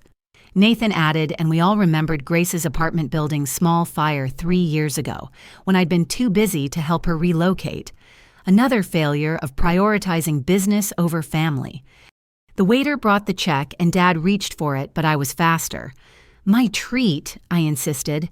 "And before anyone makes it weird, I'm not paying because I'm rich. I'm paying because it's Dad's birthday, and that's what daughters do." "Thank you," Dad said, simply understanding the distinction mattered. As we prepared to leave full of pasta and possibility, Mother stood. "I know we've done a lot of toasting tonight, but one more. To Arthur Sterling." We looked at her in surprise. "He saved my daughter when I failed her," she continued. "Gave her purpose when I only saw failure. Loved her like family when her actual family forgot how. I never met him, but I'm grateful every day that he existed." To Arthur, we chorused even Madison and Nathan, who'd resented the inheritance, raising their glasses. "And to Grandma Rose," I added, "whose recipes started everything, whose values feed people, love them, create community, guided both the failure and the success that followed." "To second chances," Madison said. "To family therapy," Grace laughed. "To doing better," Nathan offered. "To all of us," Dad concluded, perfectly imperfect and finally honest about it. Outside the restaurant, we lingered on the sidewalk, nobody quite ready for the evening to end. The December air was sharp, but the warmth of connection kept us talking, planning, hoping. "Same time next week," Nathan asked, "after therapy." "My place," I offered. "I'll cook. Fair warning, I've been running hotels so long I might have forgotten how." "We'll help," Madison said immediately. "All of us. Cooking together sounds perfect." As we finally dispersed to our separate cars, Dad pulled me aside. "Thank you," he said quietly, "for forgiving us this chance, for becoming who you are despite us." "Because of you, too," I corrected. "You never stopped believing I had value even when I had nothing. That call after the auction saved me, Dad. You saved me." "Then we saved each other," he said, pulling me into a hug that smelled of aftershave and garlic bread and home. That's what families do. Driving back to my apartment, I thought about the evening. No dramatic revelations this time, no shocking truths or painful confrontations. Just a family sharing a meal, telling stories, choosing to be present with each other. It was ordinary in the best way, the kind of ordinary we'd lost and were slowly finding again. My phone lit up with the group chat. "Nathan, thanks for tonight. All of it. Madison, best therapy session and dinner combo ever. Grace, Data analysis, 100% improvement in family functioning. Mother, I love you all. Even when you were strangers, I loved you. Now I get to like you too. Dad, best birthday week ever. All my wishes came true. I smiled, adding my own message, this is just the beginning. Love you all. And it was. Not the end of our story, but the start of a new chapter. One where success was measured in shared meals and honest words, where wealth meant having people who chose to grow alongside you, where the greatest achievement was showing up for each other, imperfect but present. The Sterling hotels would continue to thrive. The foundation would change more lives. The Culinary Institute would train new dreamers. But tonight we'd achieved something harder than any business success. We'd been a family. Not because we had to be, but because we wanted to be. And that was worth more than all the hotels in the world. 6 months later, I stood in the gleaming kitchen of Grandma Rose's Culinary Institute, watching the first class of students practice their lamination technique for croissants. The building had been completed ahead of schedule, every detail exactly as we'd envisioned, from the vintage-inspired fixtures that honored the past to the state-of-the-art equipment that promised a bright future. Fold, don't press. I coached Maria Gonzalez, the student whose application had moved Madison to tears all those months ago. The butter needs to stay in distinct layers. That's what creates the flakiness. Yes, chef, Maria said, then caught herself. I mean, Miss Sterling, sorry. Loretta is fine, I corrected gently. I'm not a chef, just someone who learned from the best. Through the teaching kitchen's windows, I could see my family arriving for today's event. We'd planned this as a soft opening, family, friends, and donors getting a first look at what their support had built. But for me, it was something more. A full-circle moment that even Arthur couldn't have orchestrated better. Madison entered first, her appearance transformed from 6 months ago. Gone were the designer labels and perfect facade. She wore jeans and a simple sweater, her hair in a ponytail carrying a box of supplies for the Second Chances booth she was setting up in the lobby. Behind her, Bradley carried their 3-month-old daughter, Rose, named for our grandmother and born into a family that had learned to value authenticity over appearances. She slept through the night. Madison announced, proudly kissing my flour-dusted cheek. First time. I feel like a new person. You look happy, I observed, and it was true. The brittle perfection had been replaced by something softer, realer. I am, she said simply. Exhausted, covered in spit up half the time, and happier than I've ever been. Who knew that being a mentor to struggling women and a mom to this tiny human would be more fulfilling than planning charity galas? Nathan arrived next with Emma, both of them laughing at something on his phone. The last 6 months had transformed their marriage from a performance to a partnership. Nathan's arrogant anonymous group had grown into a hospital-wide initiative on physician wellness and humility. He'd even been invited to speak at medical conferences about combating ego in healthcare. Loretta, Emma called out, "You have to see this. Nathan's been voted Most Improved Personality by the surgical residents." It was a joke award. Nathan protested, but his grin said he was delighted. Though apparently my approval ratings have gone from terrifying overlord to tough but fair mentor. So I'll take it. Grace and Marcus, her Marcus, now officially her fiancé, followed hand in hand. Their reconciliation had been slow but steady, built on Grace's commitment to experiencing life rather than analyzing it. She still ran her tech company, but had added a humanities coach to her staff to ensure their products remained human-centered. "The live stream is all set up," Grace announced. "We'll be broadcasting the opening ceremony to all 47 hotels. Your staff wanted to celebrate with you." "Our staff," I corrected. "This is a family achievement now." Mother entered last with Dad, both of them looking years younger than they had 6 months ago. The therapy had been transformative, helping Mother unpack decades of shame about her own business failure and its impact on her parenting. She now co-facilitated a support group for parents estranged from their children, teaching others what she'd learned about choosing connection over control. The second-floor classroom is perfect. she told me. I can already picture the parent workshops happening there. Supporting your child's dreams, even when they differ from your own, that's next month's topic. Subtle. I laughed. Think anyone will guess it's autobiographical? I hope so, she said seriously. Our story, the pain and the healing, can help others avoid our mistakes. As the morning progressed, the building filled with life. Donors toured the facilities, students demonstrated their skills, and the smell of fresh bread wafted from every corner. But the moment that stopped me in my tracks came when I entered the main demonstration kitchen. There at the central teaching station stood Chef Raymond from the Sterling Grand. But he wasn't alone. Beside him, wearing matching aprons and nervous smiles, were Madison, Nathan, and Grace. On the counter in front of them, the mise en place for Grandma Rose's famous Christmas cookies. Surprise, Madison said, bouncing baby Rose gently. We've been taking secret lessons from Chef Raymond. Today we teach our first class together Grandma's cookies for the incoming students. But that recipe belongs to all of us, Nathan finished. We're the Bennett siblings. These are our grandmother's cookies. It's time we all learn to make them properly. I felt tears threatening as I watched them work together, Chef Raymond guiding but letting them lead. Madison measured ingredients with scientific precision. Nathan's surgeon hands proved surprisingly adept at delicate decorating work. Grace had created a digital recipe card that tracked timing and temperature perfectly while still honoring the original handwritten version. Join us, Grace called. We saved the best part for you.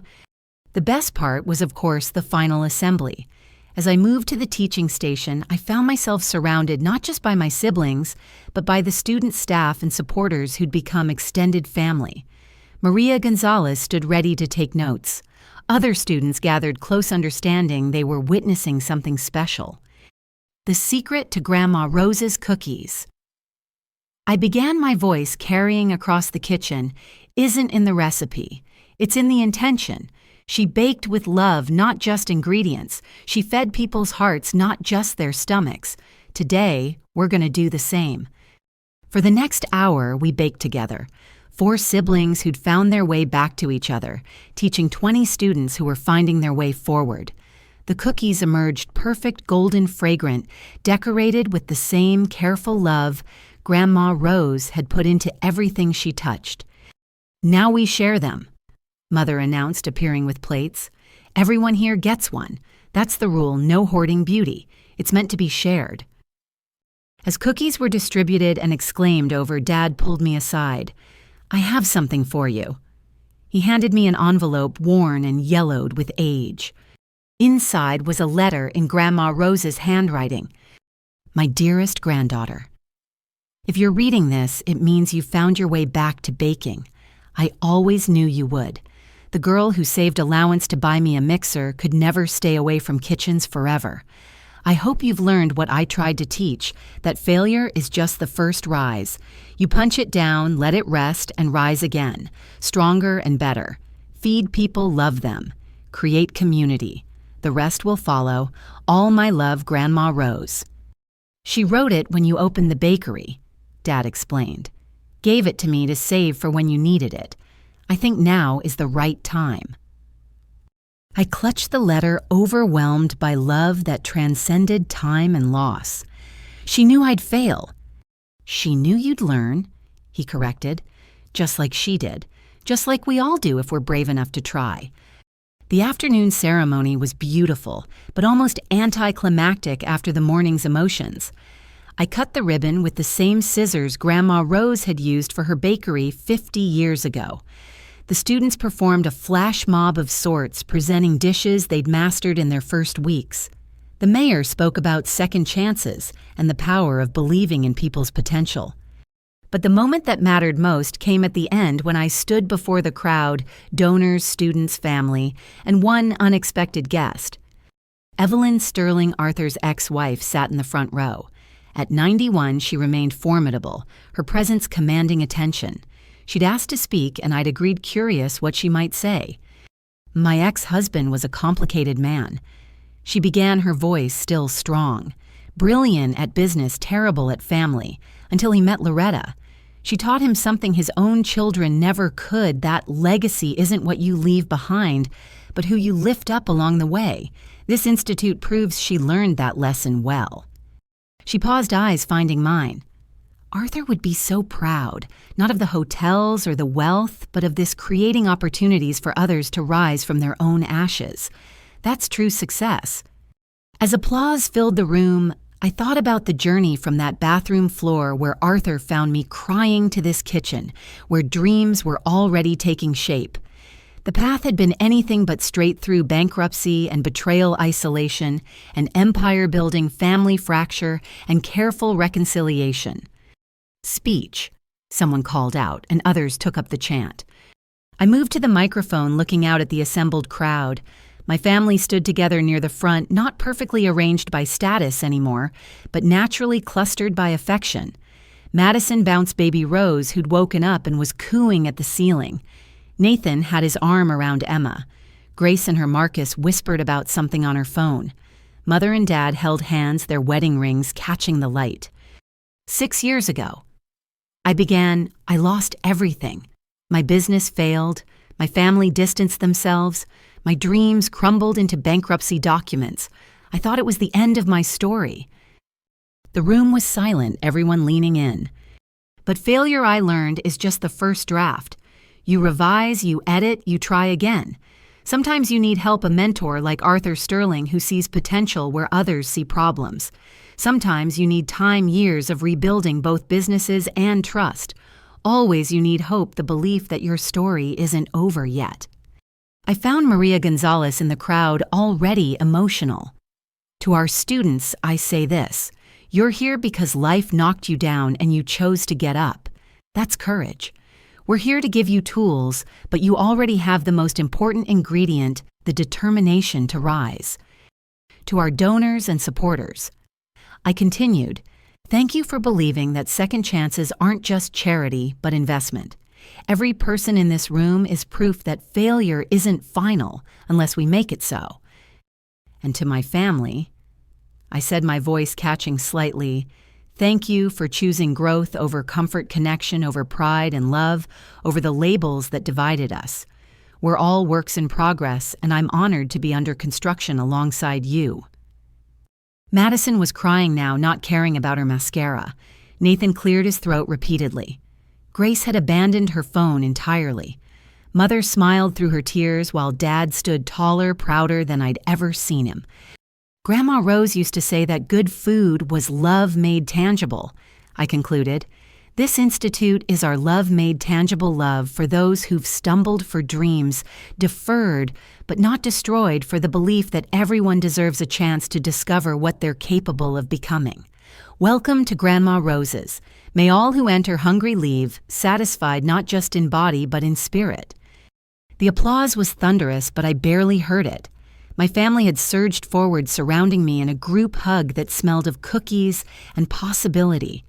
Baby Rose, caught in the middle, laughed with pure joy, and I thought how perfect it was, new life surrounded by a family that had chosen to be reborn. Later, as the celebration wound down and the last guest departed, I found myself alone in the teaching kitchen with my siblings. We'd started cleaning up, falling into an easy rhythm of cooperation that would have been impossible 6 months ago. So, Nathan said, drying dishes, what's next? Another hotel? Another foundation project? Actually, I said, I was thinking of taking a sabbatical, not from the business that runs itself now, but from the constant achieving. Maybe spend some time just being a sister, an aunt, a daughter. You not achieving something? Grace teased. That'll be the day. Being a good family member is an achievement, I countered. Maybe the hardest one. I'd like to master that next. We all would, Madison agreed, settling baby Rose in her carrier, though I think we're off to a good start. As we finished cleaning and prepared to leave, I took one last look around the kitchen, where so many dreams would rise.